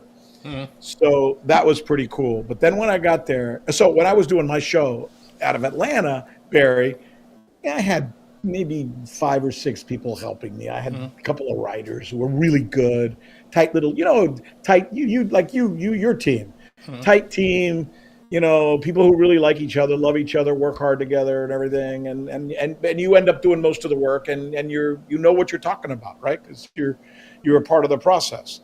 I know Ashley's helping you and stuff, but she was talking to you while you were trying to book me. Get it? So this is the way I've always worked small teams, I get to New York and I'm filling in for Anderson. No joke, man. He's got like 60 people on his staff. What the hell? There were people lined up the door outside my office waiting to talk to me about something that I was like, how am I even going to get this work done? And it just seemed to me that at that level, there's so much preparation, there's so much coming in that even let's suppose, give Anderson the benefit of the doubt. Let's suppose Anderson really does want to tell the truth and really does believe in whatever he wants to espouse, and he wants the American people to know what's going on. There's no way. No. There's so much, information that you're taking in when you're putting in your newscast, and you've got 40 people writing your show. By the time you get out there, you're just reading a damn teleprompter. Yeah. After a while, you get used to it, and you just keep doing it. And by the way, he's making $20 million, so why would you stop? Exactly. So that's kind of what happens, really. I mean, it's just at a human level, that's what happens. And they pay these people a lot of money because they're, convenient. Useful idiots. With the new media company that you're forming, and Tucker formed his own, and we all know Joe Rogan has his, have you guys ever sat down and said, you know what? here's a show. Here is a network right here. I could take the 7 o'clock hour. You could take the 8 o'clock hour. You take 9, 10, and we could probably kick these people's butts. Is that a conversation that you have had with any of these guys, if you can say, or you just feel more comfortable just because of where you are, where Tucker feels where he is, and Joe where he is, that everyone's gotten comfortable in their own situation, that there's really no need to bring that together? Because I think people would love that as an alternative. It's not a bad idea, but first of all, it's interesting because, yes, Tucker and I have spoken about that. Mm-hmm. And, we have spoken about it. I'll just leave it at that. There have been conversations. I don't think the appetite for the American public right now is for anything that is either centralized or organized. I think the way that we're going right now is decentralization, or unorganization. Okay. And I think if you think about it, that's the magic of Donald Trump. The beauty of Donald Trump is, and the reason he got elected is he's Captain Chaos. Right. At a time when chaos was in the American appetite, considering that we have all these elitist dweebs that have been running the country, and Mr. Weekend at Bernie's, over there, and then this poor woman who they said, okay, you be next, and she's like, God bless her, but she's like the most unprepared, unqualified woman, notwithstanding her quirkiness. When you consider the fact that she's Indian, which is cool, nothing wrong with being Indian, Jamaican, nothing wrong with being Jamaican, female. When you put all that together, and the fact that she was never elected, never chosen by the American people, the whole package just looked odd to most people. Right. And then you throw in some of the other things that were going on at the time, Gaza, for example, et cetera. And she lost the worker. She lost the young. Most people had no idea who she was. They couldn't figure it out. They were lied to about Joe Biden. We were told that he was perfectly fine. He was far from it. When you put all that stuff together, there was this giant vacuum for someone who wouldn't bullshit. Right. And Trump came along as a guy who just said, no, I'm going to break all this stuff, and I'm not going to BS you. And that's why Americans trusted him. So that whole thinking, because I guess what I'm trying to say, and I'll button it up this way, the Democratic Party, in its elitist overtones, in its knack for trying to organize people and tell us what to think and how we had to be, created a vacuum for somebody who came along and said, I'm not going to tell you what to be and what to think and what to do. I'm going to break that mold and do something different. And that's why people liked him. And that's what still is in the environment that people seem to want, I think. I have a question for you, and I won't name any names, but why is it that these people from networks who either I will name names, I don't care, Jim Acosta and Jennifer Rubin and all of these people who get booted from the networks decide they're going to go jump into alternative media because they think it's easy, and then they realize you got to run the lights, you got to run the camera, you got to schedule people. You're not just showing up for hair and makeup and walking out there going, I'm here, it's great, what am I doing? Will these people ever be able to capture a good-sized audience, build a community that matches what they used to get on the network? Here's the problem. If they don't change your tune, then you're basically out there competing with the orchestra you used to play for. It's like the guy with the tuba who's part of the Philharmonic, and he walks off the set and goes over there and says, don't listen to the orchestra. Come over here and listen to me by myself playing the tuba. Why would anybody want to listen to the guy playing the tuba by himself if he's not part of the Philharmonic, right? So the problem is it's not what Acosta or any of these guys can do. It's what they believe, what they know, and what they understand to be the real message. And it can't be the same message they were giving when they were at CNN. You get my drift? Yeah, but you just brought up something. You're singing the same tune. Who's going to listen to you? If I want to, why listen to you when I can listen to Anderson Cooper with all the makeup and the beautiful face and the and the beautiful teleprompter writing? You just brought up something that's. I'll close with this, and no, not close, but I got to ask you what you're doing. Do they believe what they're saying, or are they doing what they're paid to say? That's something I want. Huh? A little of both. Okay. After a while, when I was there, it's funny. I was just. It's another thing. I was just talking to Tucker. He just texted me, and he said something interesting that I thought. You cut your mic. Your mic went out. Rick, your mic went out. You must have lost your battery. I got nothing. I hate that when it happens to me too. The batteries go out or something. It's funny. We were just talking about you got to be your own cameraman, your own light person, your own, and you guys are always laughing at me. No, I got nothing from you. Can't hear you. It just like completely went out.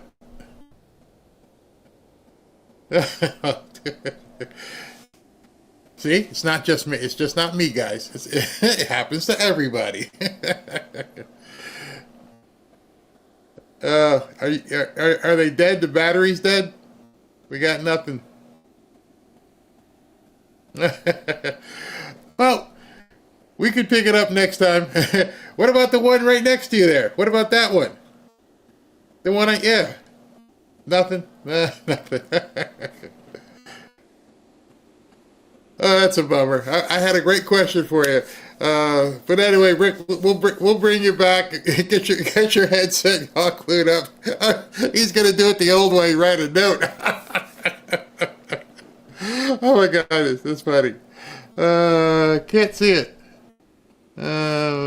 Next time, for sure, absolutely.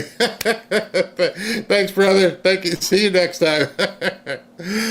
All right, everybody, that was Rick Sanchez up until the point where his microphone went out, and now you guys can't yell at me anymore. You know, every time I hit the mute button and I'm sitting here going, now you know, it just happens. We're here doing our own thing. There's nothing we can do about it. That's just something that happens. So after the break, I'm going to come back. So somebody goes, he can write his answers. You're too funny. All right, so I'm going to take the break, and we're going to come back and do the 10 spot.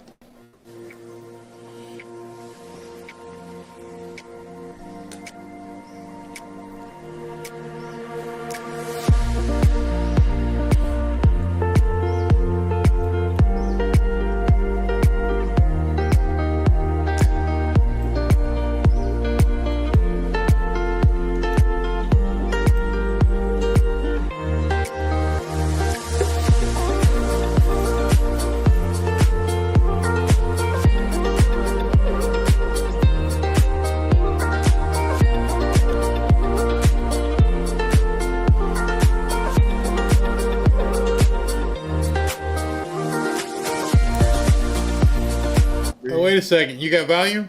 1, 2, 3. I can hear you. Oh, there you go. Yeah. I forgot the question. I have what the hell were we talking about? Oh, I know what it was. I said, do these people actually believe what they're saying, or are they just doing it because they get paid? Oh, and I told you, I was just speaking of Tucker. He and I were. He had just texted me. I said, dude, I was just watching a show with Alex Jones. I thought that guy was a kook. And yet, and now after listening to him, you know what?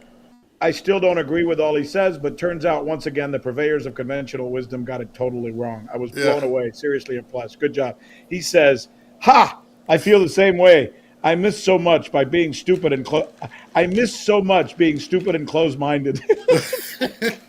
So, you know, Tucker and I, we both he worked at NBC. He worked at CNN. He worked at Fox. I worked at CNN. I worked at NBC. I worked at Fox. And in many ways, when we compare notes, that question you just asked is very apropos for both of us, because we both feel, and we're not the only ones. I have many other friends that I used to work with in the business that when you're in it, you get swallowed up by it. And you just think that your way is the right way. And it must be crazy to think that the government would even want to hurt JFK. It must be, that's a conspiracy. Right. It must be crazy to think that, we killed, what's his name, Epstein, when he was in a jail. There's no way. That's just conspiracy crap. It must be crazy to think that there's a deep state or an administrative state. So when you're in it and you're controlled by those entities, you think the things they do, and when people accuse them of doing those things, that the people must be crazy conspiracy theorists. Mm-hmm. Until you step away or you start asking real questions and you go, oh my God, no, we're really being BS'd. So here's the short answer. When you're in the midst of it, part of you knows there's something wrong, but another part of you says they're paying me a lot of money and I'm feeding my family. I'll just keep saying what they want me to say. Wow. That's kind of scary. All right, so tell me what your new venture is, and where are you in the journey of putting that together? Oh, we're incorporating RealWorks Media. It's basically, I'm working with a lot of the people who built the Newsmax platform, and I just figured. I think it's a key time, given what's going on. In the most recent election, for the first time in American history, Latinos in the United States voted Republican. Mm. And I don't think they voted Republican because they necessarily give a crap about whether there's a D or an R in front of their name. I think they're culturally connected to many of the things that you and I were just talking about right now. But there's nobody in the space that's talking to them about these things. Okay. So I think it's the right time to have people who message the way you message and ask the kind of questions that you ask and I ask and other people that we know ask. Talk to those 60, 70, 80 million people and the other 20 million that's a part of their cohort. That would make for one of the largest audiences in America. Right. So we're building essentially out a platform, a content creation platform, everything from digital through legacy, to be able to meet the needs of that audience in the United States. Not like a Univision, which is like the victimization network and extremely to the left, but something a little more centrist and something that speaks in both languages, because most Latinos in the United States speak English. Right. So I think it'll be culturally, and I also think, and I'll end with this, I think when you do that, you bring in a lot of other Americans who will find that conversation interesting as well. So that's kind of what we're doing. Are you still down here in South Florida? Yeah, Suzanne and I got a ranch out here in Southwest Ranches. Oh, okay. And we love it. It's very nice here. Although I'm also, because I'm a workaholic. If I stop working, I think I die. I think I read a book called "Don't Retire, You Die." Great book. I'm also going to be doing some work for RT. In my mind, it frustrates me that there are forces in our government who are trying to start World War III with Russia. I think that's stupid. I think we have more in common than we do apart. And I'm going to do some global news for them at the same time, which might require me to be flying back and forth. Well, other than that, I've got nothing going on. Well, keep me abreast. I'd love to hear how you guys are how it's growing and everything. Do you? There's another guy down here who's building a pretty good platform. Have you ever met Patrick Bet-David? Yes, as a matter of fact, he and I are very good friends. Yeah, I mean he's in Oakland Park and he's building a big studio.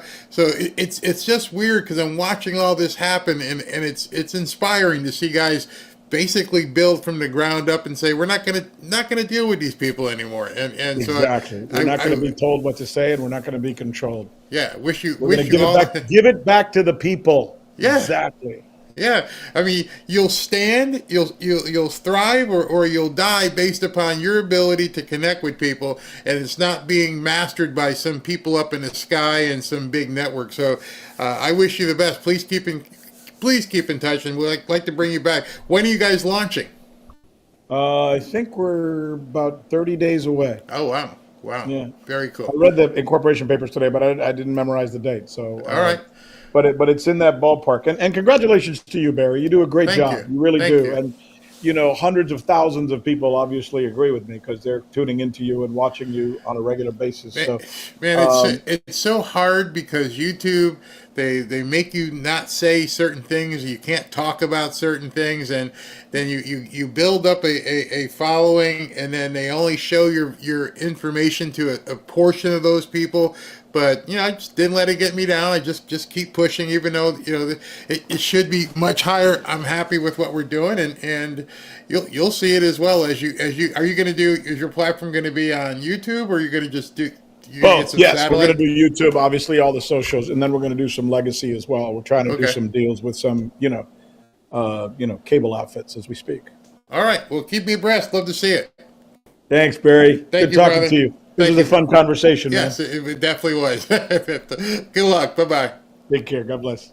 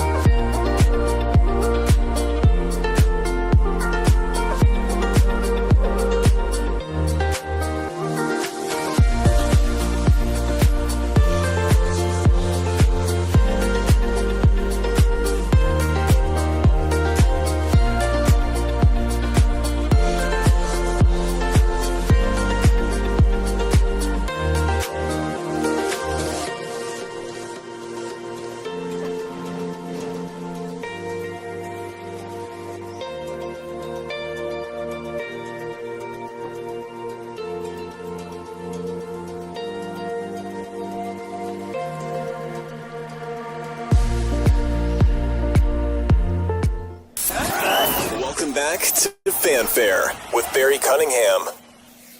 Yeah, I'm happy that there are a lot of people. It's starting to be a booming thing down here in South Florida. He mentioned where he is. That's he called it. He doesn't call it, but it's called Southwest Ranches. That is probably, I'd say 30 miles southwest of where I am in Boca. Patrick Bet-David, his studio is in a town called Oakland Park, which is only like 10 miles away towards the water. So he's about 10 miles east of me, southeast. A lot of things popping up here. A lot of people are coming. Well, number one, because of the weather. Number two, because of the tax basis. There's a lot of activity in new media down here. Benny Johnson, he's over in Tampa. So a lot of the people that you watch and you hear from, they're here. They're down here. They're continuing to grow, and even Rumble has an office down here as well. So I guess we're the place to be. Loving it. I can't wait to go meet Patrick Bet-David. I want to meet all these guys. I've never met Benny Johnson. Like I said, he's in Tampa. Tampa is from where we are.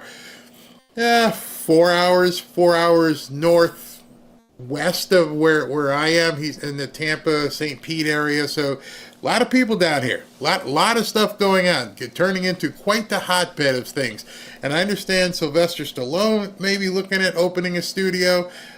A lot of stuff happening down here. So much. So I have a funny video for you. I hope I get the volume correct.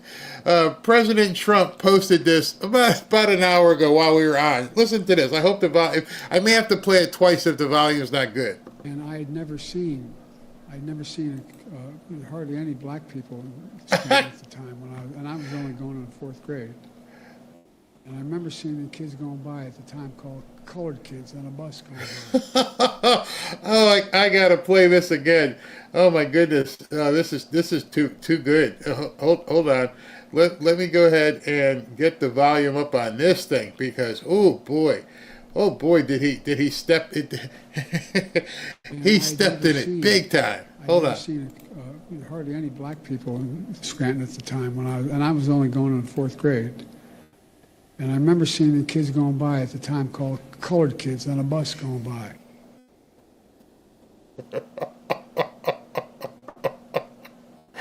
Oh, President Trump posted that on True Social. I'm like, oh my God, no, he just didn't say that. Oh, and the color girls say doot doot doot doot doot doot. What an idiot! What time's my ice cream? You moron! Oh, absolute moron! Yeah, Seashell's like, oh my! And Biden farted at the beginning of this. Oh. oh dear Lord, Biden doesn't know. Louder. Let me play it again. Somebody said play it again. We must hear that again. Wait, hold on. Let me get it queued up. Okay, here we go. And now the Trump Justice Department may be a pain in her. And I'd never seen hardly any black people in Scranton at the time I was only going in 4th grade.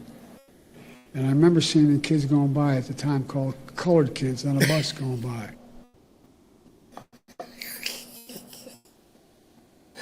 Oh, there's got to be people in the Democrat Party right now going, oh no, why did we take him out of mothballs?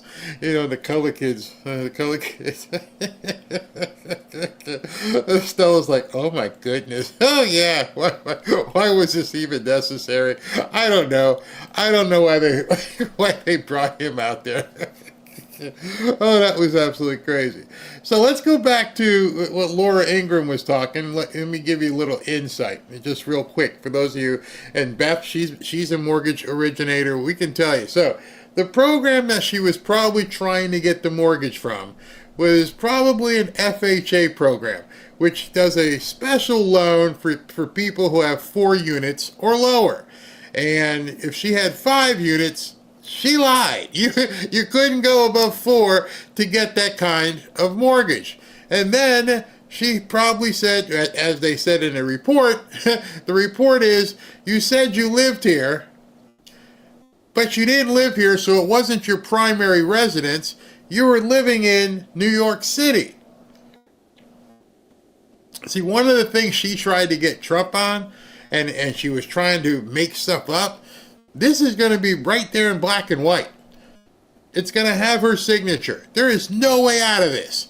If indeed she filed these mortgages, which people are also going to say, you know, where'd she get the money? Because now here's what's going to happen. I talked to you yesterday about having some sort of prima facie evidence that a crime was committed. They've got that now. And they've submitted it. Maybe this is why Pam Bondi's being so quiet. Remember, this was just somebody who dug it up. Somebody out there happened to search. And then when they found it, it went to the Federal Housing Association. So put the tea leaves together here, and you're seeing it like this. Remember, some guy who knew Roger Stone found this mortgage. And he posted about it. I told you about it a couple days ago. So now the U.S. basically Federal Housing Finance Director, has referred Leticia James for alleged mortgage fraud. So it bubbled up. And now he's pushing it up higher. He's escalating, going, hey, I've since reviewed this information, winkety wink, that got in front of me. And, hey, Pam, I think you need to take a look at this, okay? So now Pam has the foundation, if what he's telling her is true, which we already have heard some of this stuff. Let me see if I can't pull this down so you guys can actually see the letter. Wait a minute. Let's look at the filing here. All right, you guys can see this. Honorable Pam Bondi, but I can't scroll because it's not that kind of letter. I mean, it's a picture on X, so it doesn't have scrolling ability.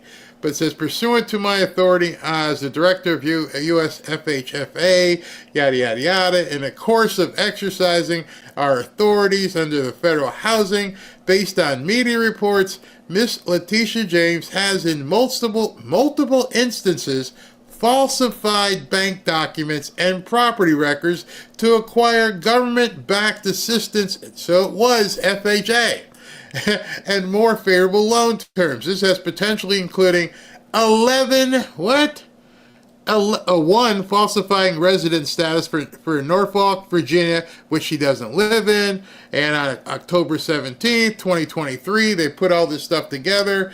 Exhibit B here, which I can't see very clearly, is the actual mortgage being filed. She lists her New York property as a James residence and states remains occupied. She is screwed. It's a Fannie Mae backed mortgage. She's done.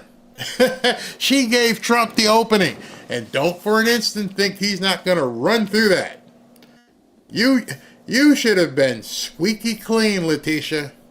Oh, Alvin, you too. They're looking. Now you're understanding maybe a little bit why Dan Bongino needed to get 20 different, build a security detail of 20 different people. They had to enlarge his security. We talked about that earlier today. They're looking at stuff. And so now, tonight, bam, it drops.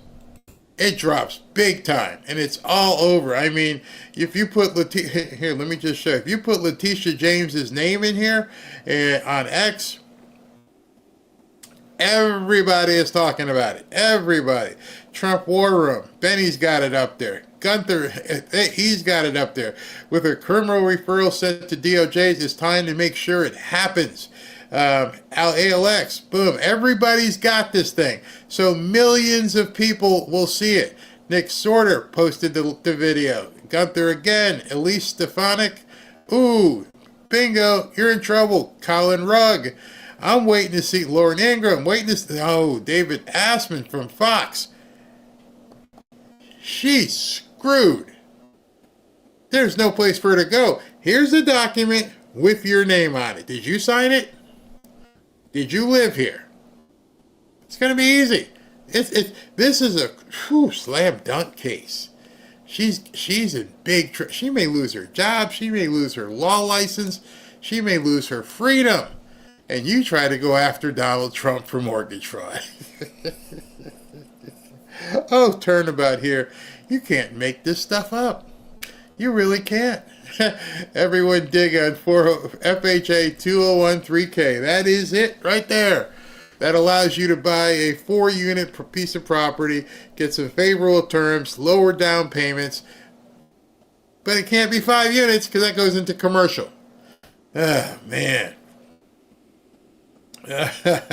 Leticia caused a lot of damage to New York by her corrupt back lawfare. Oh, this is big. This is big. Revenge is a dish best served cold. Toy says it's called karma. They did President Trump wrong. Trish Coate says, what's this? What astonishes me the most about Leticia's malfeasance is that she's a freaking attorney and should absolutely know better. There's that dang arrogance again. Or as Robin likes to say, they're being blinded. The scales are on their eyes. They probably thought he's going to jail. Kamala's going to win. We can do whatever we want. It was filed in 2023. And so what I was saying here is what Sean Ruckus is saying. Now that they have reason to look, you've just given Pam Bondi and the U.S. attorneys and the Department of Justice reason to look. See, we didn't have any reason to look. We thought you were dirty, but you just can't start investigating somebody. Now we can investigate you. She's going to have to turn over all her financials. Where did she get her millions? The discovery, the investigation, the subpoenas. Oh, get ready, big Leticia. They're about to go into you with a colonoscopy like you haven't ever seen before. They're going to we want to see everything you've done. Wouldn't want to be her. I hope you filed your income taxes correctly. Wait till they pull that. Oh, wait a minute. What if you filed and took a deduction and said it was your primary residence? They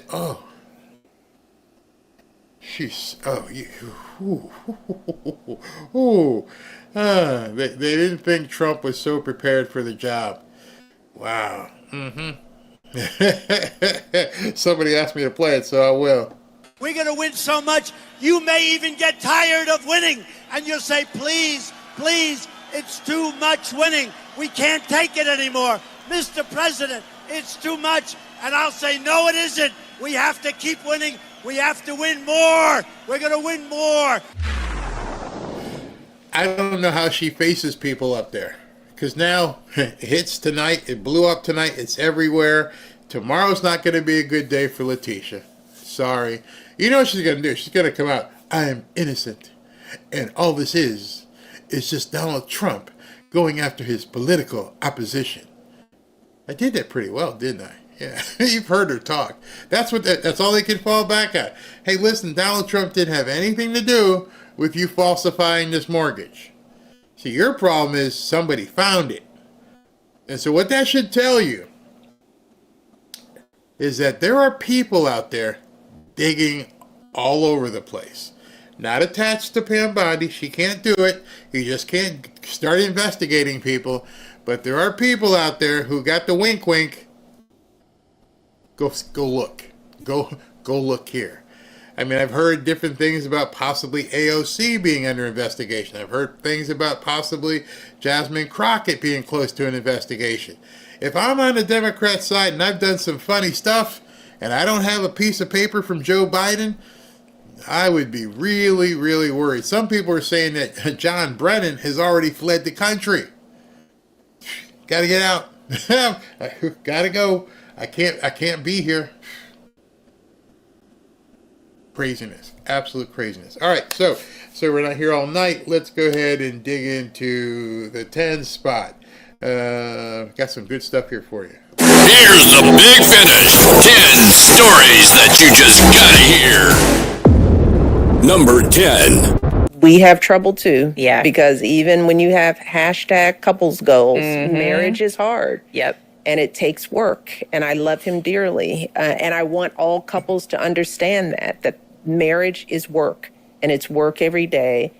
Being a parent is work. Yeah. As much as you want it. Yeah. You know, bringing children into the world, the ones you want it, you know, it'll be the hardest thing you will ever do because it's the most important thing that you will ever do. Yeah. And I don't want anybody to be blinded by that. And a lot of women are struggling with the finding a mate, finding a good mate, dealing with the biological time clock, thinking about freezing eggs. Just it feels more fraught than it maybe even was for me when I was that age. Don't say it. Don't say it.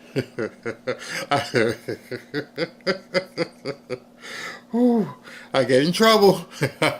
I'll get in trouble. I know what I can say. What's a woman? Now that you're out of office, now you want to talk about what women have to deal with? What's a woman? But the other stuff, I'm going to let you guys deal with that. I just can't get myself in trouble. Carry on. Number 9. Country of ours is moving very rapidly in the direction of oligarchy. The United States of America today is increasingly... Okay, so I found this hilarious. If, as you can see, in case you can't see, the one in the top left is 1993. That was the year Robin and I got married. So for 32 years, this is Bernie's shtick of where America's headed. Becoming an oligarchy. More and more moving toward an oligarchy. We are moving in the direction of oligarchy. We will move even more rapidly in the direction of an oligarchy. Stop it.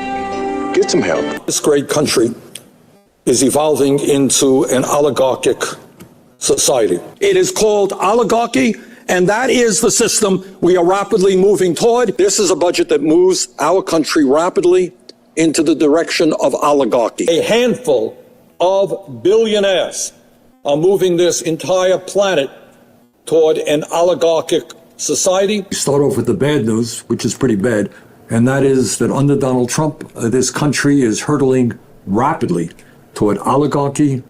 What you just said is one of the most insanely idiotic things I've ever heard. Everyone in this room is now dumber for having listened to it. This man has spent, I don't know who put that together. This man has spent 32 years of his life saying the exact same thing. Millionaires and billionaires. It's an oligarchy. These people are amazing. They're simply amazing. They don't realize the internet's forever. All this stuff is out there. So it's taken 32 years to get this oligarchy put in place. By the way, since 1993, there's been quite a few, well, I say quite a few, but there have been Democrat presidents, haven't there? So what happened when the Democrats were president? Did you skip over the oligarchy and not worry about the millionaires and billionaires? You idiot. Number 8. It is the highest high, and it is surrender to the unknown, trust, and this whole journey is not just about going to space. It's the training, it's the team, it's the whole thing.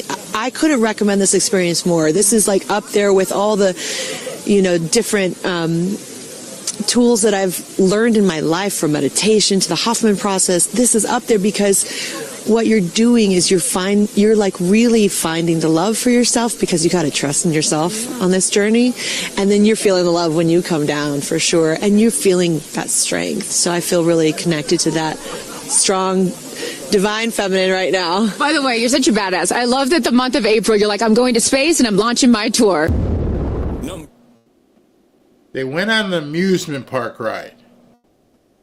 They went up in the air for 10 minutes. I've had bowel movements that have lasted more than 10 minutes. And I don't sit there and go, this is an out-of-body experience. You can't even believe the aroma here and what's going on, because many things in my life, and these last 15 minutes on this porcelain have just been phenomenal. She went up in the air for 10 minutes. The training? What training? You went on a roller coaster ride, a high roller coaster ride, but nonetheless a roller coaster ride. And it was just, it was amazing. I don't know what to do. I'd like to thank the Academy. Number 7. Welcome back. Breaking just moments ago, Harvard's lawyers say that the university will not comply with the Trump administration's demands in a brand new letter. It reads in part, quote, Harvard is not prepared to agree to demands that go beyond the lawful authority of this or any administration. Sandra, the administration had been threatening to pull federal funding from a lot of these Ivy League schools if they didn't get their ducks in order when it comes to fighting anti-Semitism on campus. They're not bluffing. They've already pulled the funding. So Harvard's essentially saying, are they trying to call a bluff here? Yeah. So I imagine there will be a quick response, and we'll have that for you when it happens. Oh my God, they took our $2.2 billion away. And it means so much to us. We're going to fight, and we're going to sue, and we're going to call this company and these lawyers and fight and sue to take your money. It is so important that we keep the cash flowing. By all means, whatever it means, we don't care. We're not going to change. We're going to be completely crazy on campus. We're going to breed these nuts. This is our job. You thought it was to teach people. No, it's to breed activists. I don't want my money going there. If I wanted to spend money to go to Harvard, I would have actually went to Harvard. Yes, I was recruited by Harvard. Why should I be paying some nut job's tuition? Why should you be paying some nut job's tuition? No. Number 6. On the all-new Monday Countdown podcast, Christy... Rick Sanchez mentioned this guy. It's a guy. No, it's not. It's not Rosie O'Donnell. Excuse me. This is Keith Olbermann. Keith Olbermann, at one time, I looked up to because he was extremely funny and he was very good on ESPN. He was very good talking about baseball games. He was witty. And then something happened to him, and he turned into the professor in Back to the Future. He's gone nuts. Absolutely stark raving nuts. The head of the Department of Homeland Security, and Tom Homan, the head of ICE, must be arrested immediately for contempt of court. They're defying court orders to return Mr. Abrego Garcia from captivity. Hey, Keith, you're in television for a long time. Let me. I don't know why it is I need to give you some advice. Maybe call your old buddy Rick Sanchez. Maybe he can give you advice. But the first thing I want to tell you is stop looking like a troll and looking up at the camera. I'm up here. I'm Keith Olbermann, and I'm going to say some crazy stuff, but I'm going to be down here. Okay, look it up. Hey, they need to be arrested real soon. Dude, a tripod costs about $40. You can get a tripod and have the camera right where your head is. You don't have to look like something out of Lord of the Rings. What the hell? And torture in El Salvador. And they and Trump are on the verge of being in contempt of court of the Supreme Court, as Trump begins to indicate he will not abide by its rulings about returning Abrego. I was half waiting for the guys and the orderlies to come by and take him back to the room. Looks like he's got on, like, hospital gear or something. Okay, Mr. Olbermann, yeah, the bad Trump guy, yeah, we understand. We're gonna, hey, come on, Keith, we gotta go get your meds. It's oatmeal time, Keith. To this country. It is time to teach the Trump administration a lesson. The Trump administration is trying to teach the rest of us a lesson, which is that even if it makes a mistake, it will not correct it. I don't know if he hears the sirens behind him. They're getting close, Keith. They found out where you are. They're coming to get you. You crazy loon. You can hear them. Run before they get there. And that we should all be afraid of being arrested even if we were born here. That's why dozens, perhaps hundreds of people born in this country, full residents, full citizens of this nation, received notices over the weekend that they had 7 days to leave America. It was just another administrative error. Administrative terror is more like it. All that, plus Bill Maher self-destructs again with a propaganda video for Trump, this time reciting all the great things Trump has done for him, all the same things Bill said Trump had done for him in 2015 when I was a guest on his show, all the same things he then repudiated, claiming Trump had betrayed him. All that and more on the brand new Monday Countdown podcast, now live wherever you podcast. Okay, so let me just tell you something. Since we film, I've got this camera which never goes anywhere. I've got my GoPro, which I take and do things with. And then, of course, everybody has a phone that you do things with. And all these things film. And there's a button on all these phones, these things. This one, this one, this one, this one. See, these, I'm live right now, so if something would happen, that's when I hit the mute button. That's when I forget sometimes to turn it back on. But if you're out in the field, filming something, there's this little button that looks like two, parallel bars where you can pause it while the sirens and helicopters and stuff are happening, and then you can resume when they're done.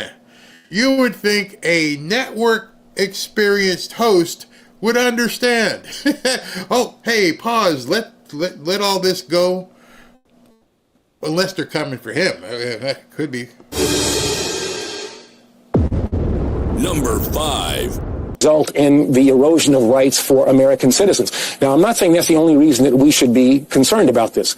People who are in this country deserve the ability to go before courts and have courts make determinations about whether they can stay, whether they should leave, how they should be treated. And this administration wants to take upon itself, to the derogation of the ability of the courts and certainly of the legislative branch, the ability to decide everything. This is how you get authoritarianism. This is remarkably similar to kind of what happened in Europe in the 30s. It's consistent with what we saw happen in Hungary and in Turkey in later days over the course of the last 10, 15, 20 years. And that's not a path that this country wants to go down. And I want people to understand this. If you don't stand up and fight now, if you don't take a position now, it's going to be too late. We can't say we can wait just a little longer. No. The time is now to stand up and do all that we can to fight this administration. Now. Do you believe that the lawyers... I was letting him talk because I was wondering, I don't know, if there was a mirror somewhere. You do know who that was. That's Eric Holder. You do know they ignored a court order. A court order that found him in contempt of court. So now, Back to the Future, he's telling everybody else that Trump's the guy who's, dictatorial. He's authoritative. He's a Nazi. He's a feminist. He won't listen to the courts. And like I've told you many times, these people hope you don't remember. How could you possibly go on a nationally televised newscast, look in the camera, and say what you just did with people not realizing, dude, you were held in contempt of court, and you ignored it. What Rachel, you're not going to ask him? No. In this country, particularly the private... Number 4. No, she didn't ask him. It dovetails perfectly from what Rick said earlier. These people are just reading lines. They just know they're full of crap, and they just read it anyway. Hey, here's a guy who used to be an axe murderer. Hey, how you doing, axe murderer? So what did this guy do? Oh, man, he's so bad they should lock him up. And you forget the guy you're talking to is an axe murderer. It's like they're going to have this Luigi guy who shot the pharmaceutical or insurance CEO and have him on critiquing some sort of Dateline murder mystery.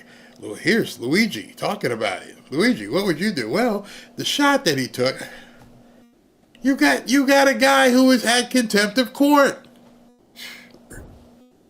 You don't think Republicans care about black people? Oh yeah, they hate them. They hate them. They love using them as a cudgel. What would you say to black Republicans? That they're dumb. They're like the Jewish Nazis that existed back in the day.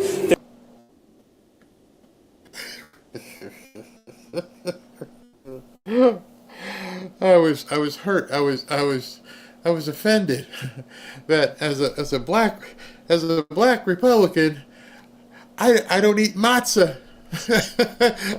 or borscht or knockwurst. I'm a really bad Nazi. I'm a real bad. Oh my God! What are these people? They're like gay Republicans. They're like trans. You think Ben Carson, the doctor, is dumb? Yeah. If you've ever seen the movie Django, you have your house. Let's call them slaves. You have your house slaves, and you got your field slaves, and they pit the two groups against each other. It's very simple. Now, see, I don't. When people say racist stuff, I normally ignore them. If I was standing around and I heard, I'd probably want to walk up and punch them in his face. Just because you have a nice big punchable face, you're too stupid to be standing here in the sunlight. Too stupid. You're calling me a house. You know what? Say it, bro. Republicans, or rather, the conservative party in the South, has been using the fear of black people to suppress white people since before slavery existed, and they do it to this day. Obviously, back in the day, it was the Democrat. Notice he's holding a mask in his hands, because he had the mask on to make sure, that the thing didn't get to him. But while he wants to spew racism and make sure that everyone can hear him talk, he took the mask off. He told the disease, take a pause, hold up, don't hit me right now. I'm talking. And meanwhile, whatever was on the mask he had, he's flailing it around, so whatever he breathed into it is now out in the air. Because they were the Southern racists, and then party flipped in the 80s, blah, blah, blah. What do you think about biological men competing in women's sports? I don't give a fuck. I don't give a fuck. How many? Oh, actually, how many biological men are competing in sports? Like I think it's like 20.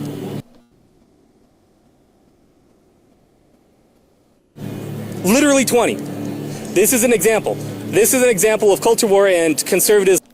The next question should have been, with all due respect, what are you?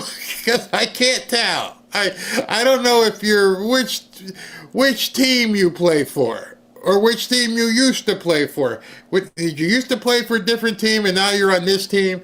Are you still in the midst of a trading deadline and trying to figure out what team you want to be on? Because we can't figure it out. Those of us watching here right now, you guys can all tell me, what team is this person on? And I'm saying that delicately because the people up there, I can't tell. I don't know. Maybe that's why he got angry and used those expletives, because he's going through something right now that he can't figure out. Maybe that's what it is. Using the house slaves versus the field slaves.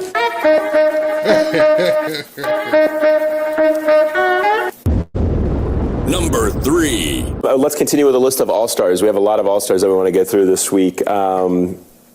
This one was interesting. A man with 2 failed GOP congressional runs and a well-documented list of ties to far-right extremist groups has been quietly working as the top aide to Director of National Intelligence, Tulsi Gabbard. On top of that, the person, Joe Kent, has been nominated to lead the very important National Counterterrorism Center. Danielle. Fantastic. I really hope that alternate universe me is really enjoying like a life that is nicer than where we are right now in this hellhole. Why are we shocked? She's, we learned that she was a Russian agent. They celebrated her, so why do we think that? We learned that she was a Russian agent? Yes.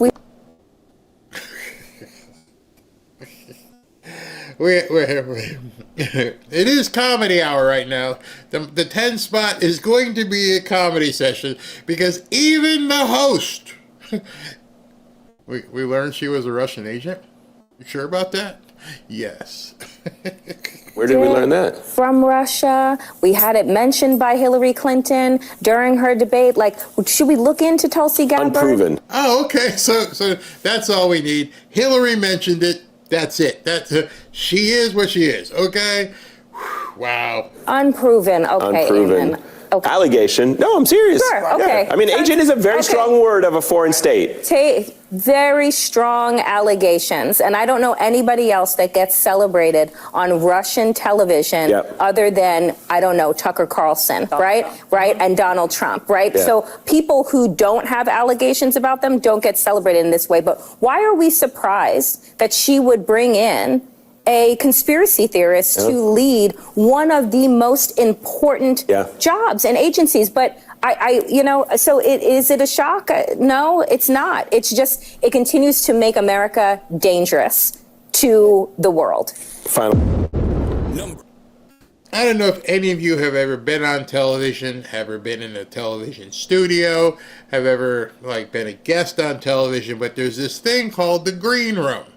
And it's basically where you go backstage after you've done your hair and your makeup, and you wait until they call you and say, okay, crazy lady, we got 5 minutes. You'll be on in 5 minutes.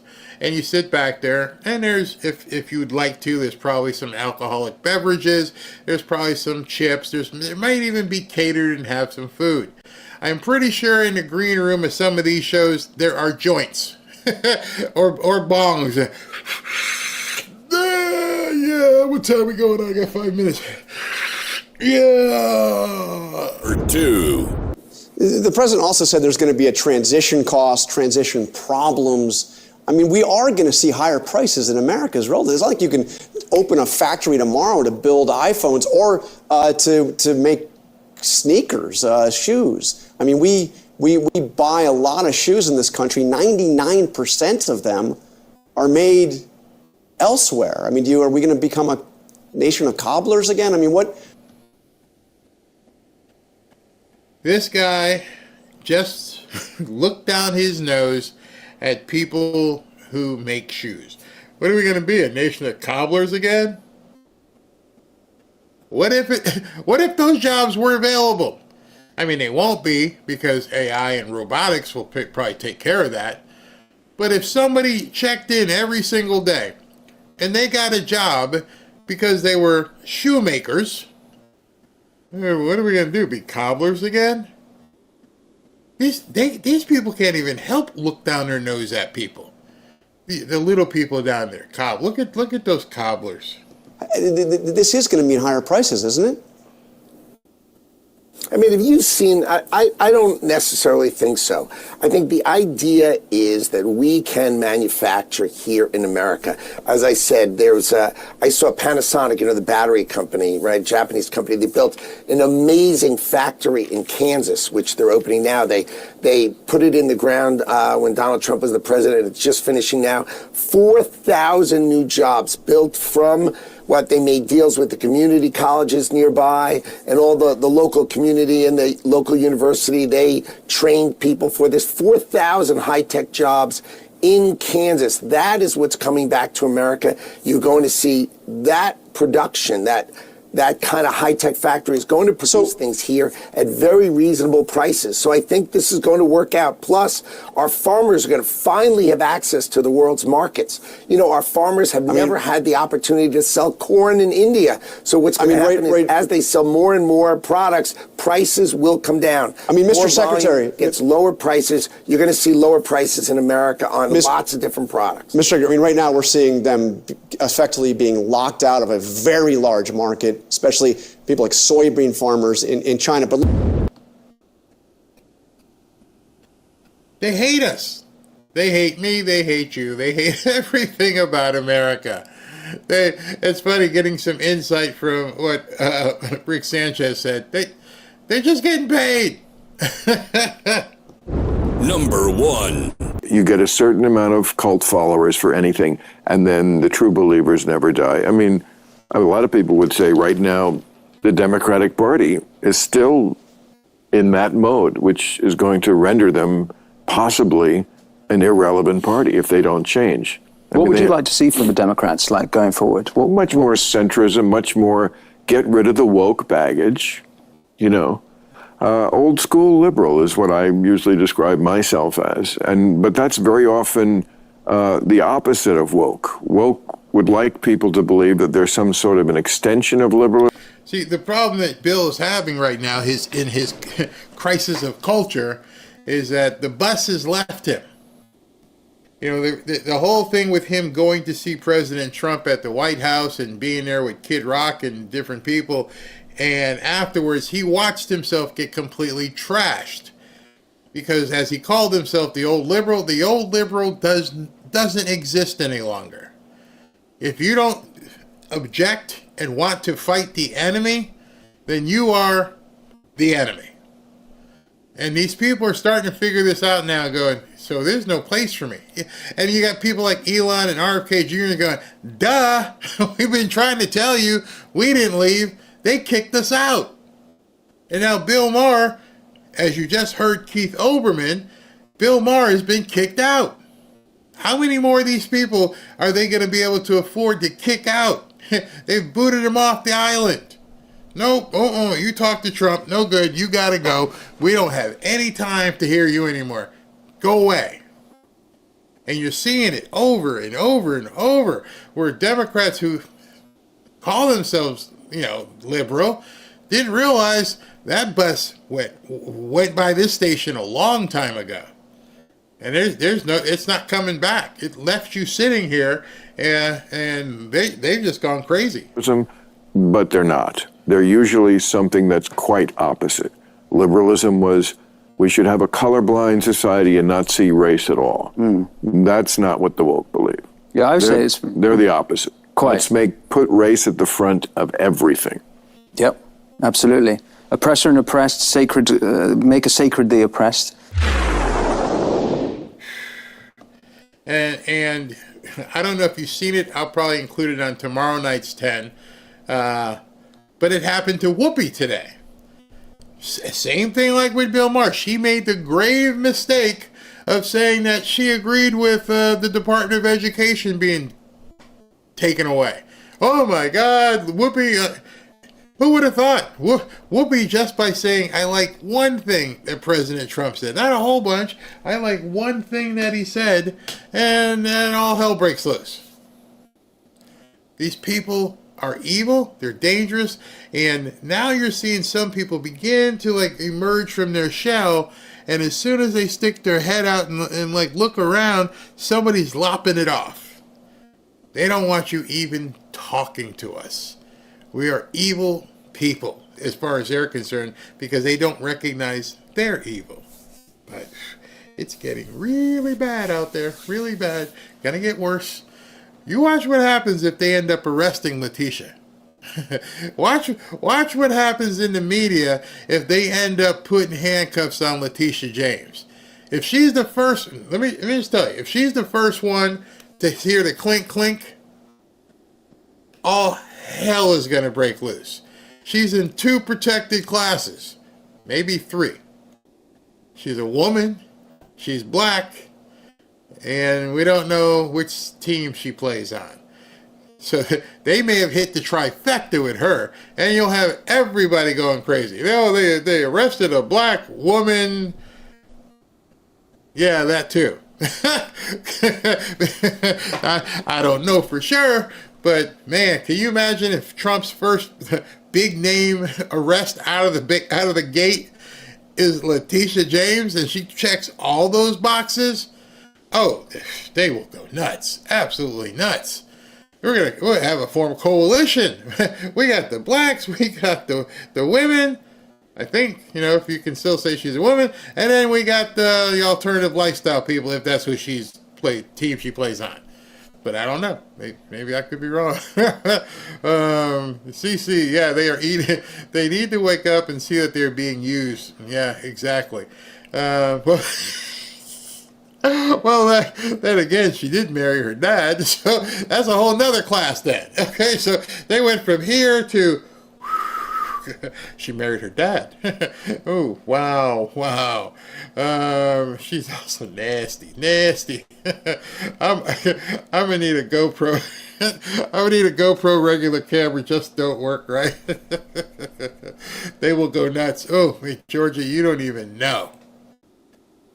Because one of the things about them going nuts about that is because if they see it's real and it's coming, like, oh no, you thought they won't. Somebody else put on here they won't ever mention the guy from El Salvador again. Oh, and if she's next, if Fannie Willis if she's number 2, Al Sharpton may drop dead. Wait a minute, you went after 2 black women out the gate? Yeah. Oh no, we can't have that. Oh, that's going to be a problem. Leticia will be squealing like a banshee. Well, remember, they all in that den. So, and big Leticia ain't cut out for a jail cell. So she's going to give somebody up. You know that's going to happen. Hey, let's cut a deal here. I know what Judge Merchan was doing. Oh, okay. What about that other judge, Ergeron? Oh, yeah, I got some stuff on him, too. Okay. Start talking. Maybe, I don't know, let me know about Bobby De Niro. Oh, yeah, everything. Well, if her ass broke the law, then so be it. She didn't give me anything. It's going to get crazy. But you know what? It's Holy Week, and I don't even care. Let's just enjoy this week and do some introspection and tomorrow night is supposed to be pretty good. I hope it's televised, but Billy Graham and a couple other pastors are going to be talking, and I think it's going to be at the White House. So we'll take that tomorrow morning. I interview Tim Burchett, I'll be showing that on the 1 o'clock show, 12/1, depending on president's schedule. You know what's really interesting? When I was talking to Rick Sanchez, and I told him, I said, one of the questions was, are you guys going to put together a network, or are you going to keep doing your own thing? And one of the things he said was, we don't want that structure. And it just hit me in the head. I'm like, wait a second. Because we've been taught that something comes on at a certain time every single day. And I have been felt, many times like, man, I can't put out, because I don't know what Trump's schedule until 7:30 in the morning or so. And then he was supposed to talk to the Navy football team earlier and this and that. And I don't know, because I want to cover him and I want to do my own stuff, but I don't want to double dip and, oh, I just did this show, but oh, now here comes Trump. I think that's what the difference is.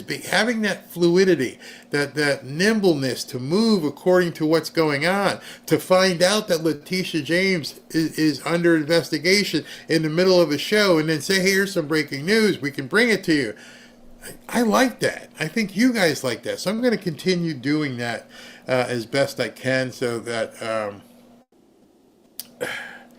it's interesting. It's very interesting to me. All right, so let me go ahead and look at some super chats. By the way, I forgot to bring this up with Rick because he was knee deep in it. I'll wait till tomorrow because some of you guys probably know about Elian Gonzalez. Wait a minute, I got a text from the wife, and when the wife texts, I must respond. Hold on. People are yelling that Billy Graham is dead. Oh, I'm so sorry. I said Billy Graham. Mea culpa. Franklin Graham. Franklin Graham is going to be talking tomorrow, not Billy Graham. If Billy Graham was talking tomorrow, that would be something to see. Franklin Graham will be, and I'll tell you who the other pastor is. Hold on, just to make amends, let me go ahead and look and see who the other. It's a big name pastor. Let me see what his name is.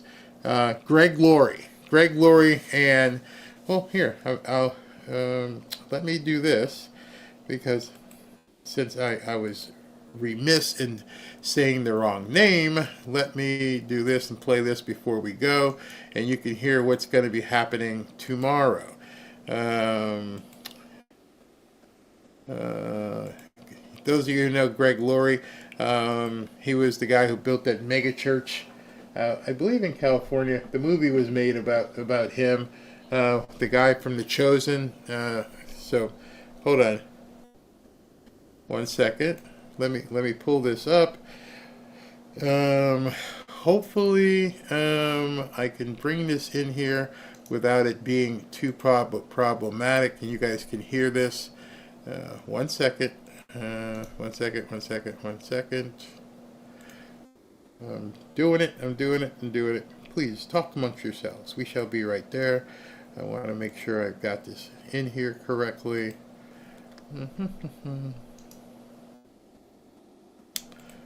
And 1 second.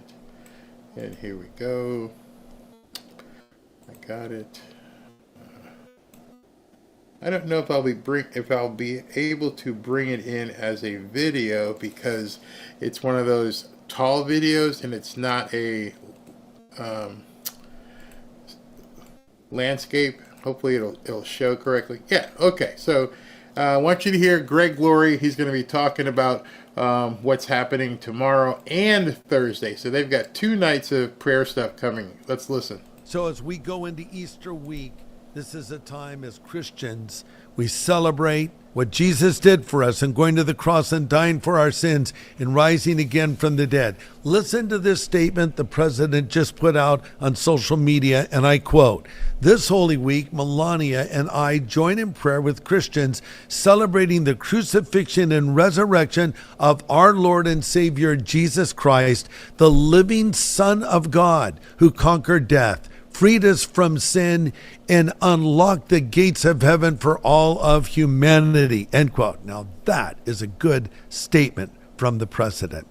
I have the privilege of going to the White House this coming Wednesday for a special dinner with the president and members of his cabinet, along with other Christian leaders. And then the following day, this coming Thursday, we're going to have an Easter worship service in the White House. Imagine that. I think that's fantastic. What a contrast this is to the last administration, because on Easter they celebrated National Transgender Day. And now we have our president making a statement like this about the living Son of God who conquered death and freed us from sin. Be praying for our president. Be praying for those that are members of his cabinet. Be praying for the leadership of our nation. The Bible says, when the righteous rule, the people rejoice. So I would appreciate you if you'd be praying for us as we're back there representing Jesus Christ. My job, as always, as an ambassador of Christ, is to point people to the Lord. But I thank God that this door of opportunity has opened in the White House to remember what Jesus did for us on the cross, and then when he rose again from the dead. After it's over with, I'll give you a little report and share some things that we saw. All right, so and this is what Greg Laurie wrote. Let me see if he's got his church in. I think it was Calvary Chapel. Doesn't say Pastor Greg. All right. It says, I'll be at the White House this coming Wednesday night and Thursday for a special Easter dinner and worship service.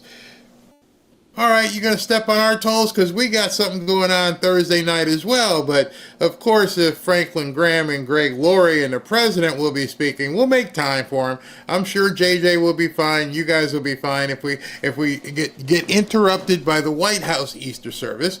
I think it's a wonderful and meaningful thing that a worship service is being held in the White House during Easter week. I've been asked to read a passage of scripture and lead in prayer. My friend Franklin Graham will be sharing the message. It's going to be a very special day.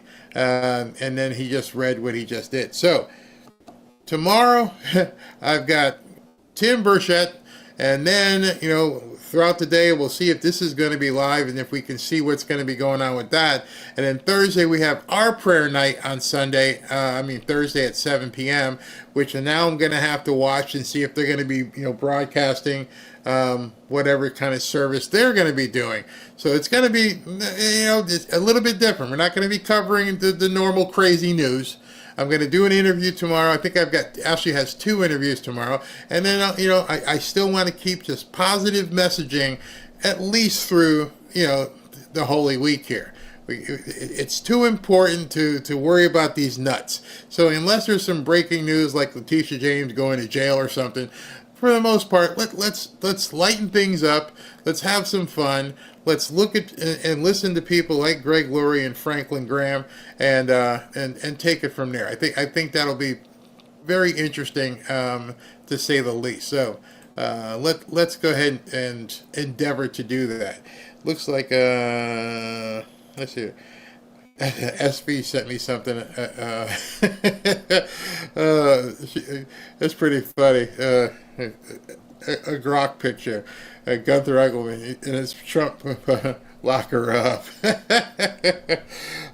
She's in a bad way. She's definitely in a bad way. How sweet it is to pray constantly. Yeah. I want to watch your prayer service. Yep, it's going to be great. You guys are all welcome. Hey, Beth, he has risen. Absolutely. I'm sorry I said Billy Graham. I meant Franklin Graham. I think you guys are realizing Barry's kind of bad with names sometimes. Yeah, I get them all juxtaposed. Franklin Graham, Billy Graham, Graham Crackers. I mean no disrespect whatsoever. Let's see here. Amen. Miss T.S. Happy Easter, everyone. All right, so I'm gonna go ahead and go through the Captain Danny. I'm being interviewed on a station in Ohio talking fishing. Oh, congratulations. Congratulations.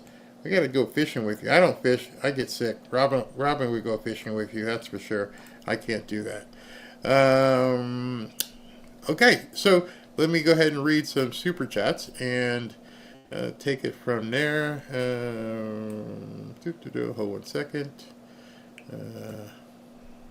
Put this in this fashion so we can do this. And thank you guys for everything you did with helping with the Spanish translations and things of that nature. That was something different. I've never done that before, and it was incredible. So thank you very, very much for your help in doing that. Let's go ahead and boom, here we go. Whoa. This is from KRO. Thank you for Bibles, Barry. He is risen. Yes, and let me just check something while I'm doing this. Let me see if that page is working yet. It might have been. 1 second here. 1 second. where people can register to get Bibles. 1 second, I'm checking something here. And if this page is working, then everybody can begin requesting Bibles. Hold on.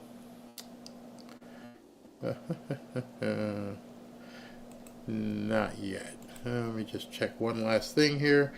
And not yet. All right, so we'll get that taken care of so you guys can do the Bibles. We're there. I mean, it's only going to be one more day. Actually, I'll probably finish it tonight so we can have the Bibles where you can actually register to get one. But wow, KRO, thank you very, very much. You're awesome. I'm sure we're going to have a ton of people on Thursday who are going to want some. Brian Newland, I love your channel. I will be here until 9 p.m. I will be leaving because I watched The Curse of Oak Island on the History Channel. That's interesting. America Ramirez asked for gel injections that works for 6 months. Yeah, he did the cortisone today, and he said in 2 weeks he'll hit the gel. Brian Newland, for Aya Galeno, hope everyone can or will match me for her family. We love you, Aya. Aya shared with everybody tonight that her sister has bone cancer. Brenda Ross, thank you for Aya joining 5 match with another for Aya. You guys are awesome. So you know what? We're gonna match the total. So I'll go through here and add this, and we're gonna match the total for Aya. So Ashley or SV or somebody, we're gonna need Aya's information. Jeremiah Kara joined Brian Newland. Aya, very nice. After my 3rd shot, I went to another orthopedic. Brenda Ross, Mr. Berry, for Bibles you're sending out. Thank you. Demon of Cybertron asked about Midas is asleep. Oh, no, Midas isn't even in here. He's out there with Robin. Brian Newland, we are witnessing a president with nothing to lose and passing the torch. Yes, it can truly. Eric Sims, unfortunately, journalism is dead, for sure. To Nia, it looks like cockeyed Leticia is in big trouble. Huge trouble. Eric Sims, thank you. Captain Danny Barrow, so cool to see Rick. He was man in South Florida back in the day. By the way, Miami was so wild, and I plead the fifth. Danny, you know what? So many people, sidebar here. So many people watched Scarface, and then so many people saw Miami Vice. And one of the reasons why Miami Vice was so popular back in the day is because it wasn't television. It was what really was going on down here. It was crazy. I mean, crazy. Absolutely crazy. And they cleaned it up somewhat. Buddy Sanders, elder abuse again. Solrak, I would love to play golf with Trump. Would you do it? Oh, absolutely. As long as I can drive the cart. Neo, very so much fun tonight. Thanks. Muchas gracias. Thank you for your translation tonight. Austin Bowman, keep up the great work. Thank you. Solrak, after Leticia James gets arrested, Trump be in her face and say, I told you so. Then go after Judge Merchan and arrest him too. Turnabout is fair play. I think that's what they call it. Sandra JG, been waiting for the key arrest and knew immediately the rest would fall. That first one is going to be big. Sherry Clem, great news about Leticia James. A truth that cannot be debunked, must not be overlooked. Born on the 4th, these crazies are terrible, exhausting. I need someone to come peel me off the ceiling. Thank you for bringing humor into your podcast to keep us sane. Yeah, when I put those 10 things together, I'm like, oh, this is just good. Oh, this is some good stuff here. Let's just laugh at these people. Neo for Aya, thank you, and Genesis for Aya as well. So we will match that. So if somebody can tell Aya to send, get in touch with one of the mods so we can get her a Zelle package and take care of that, that would be awesome. I'm gonna have to go eat, get to bed, because my interview with Tim Burchett is at 9 o'clock in the morning. So I'm going to have to get to sleep and get up early and put everything together so I can, record his interview and have it ready for our afternoon show. That being said, thanks everybody for tuning in again tonight. Be safe, have fun, kiss your loved ones.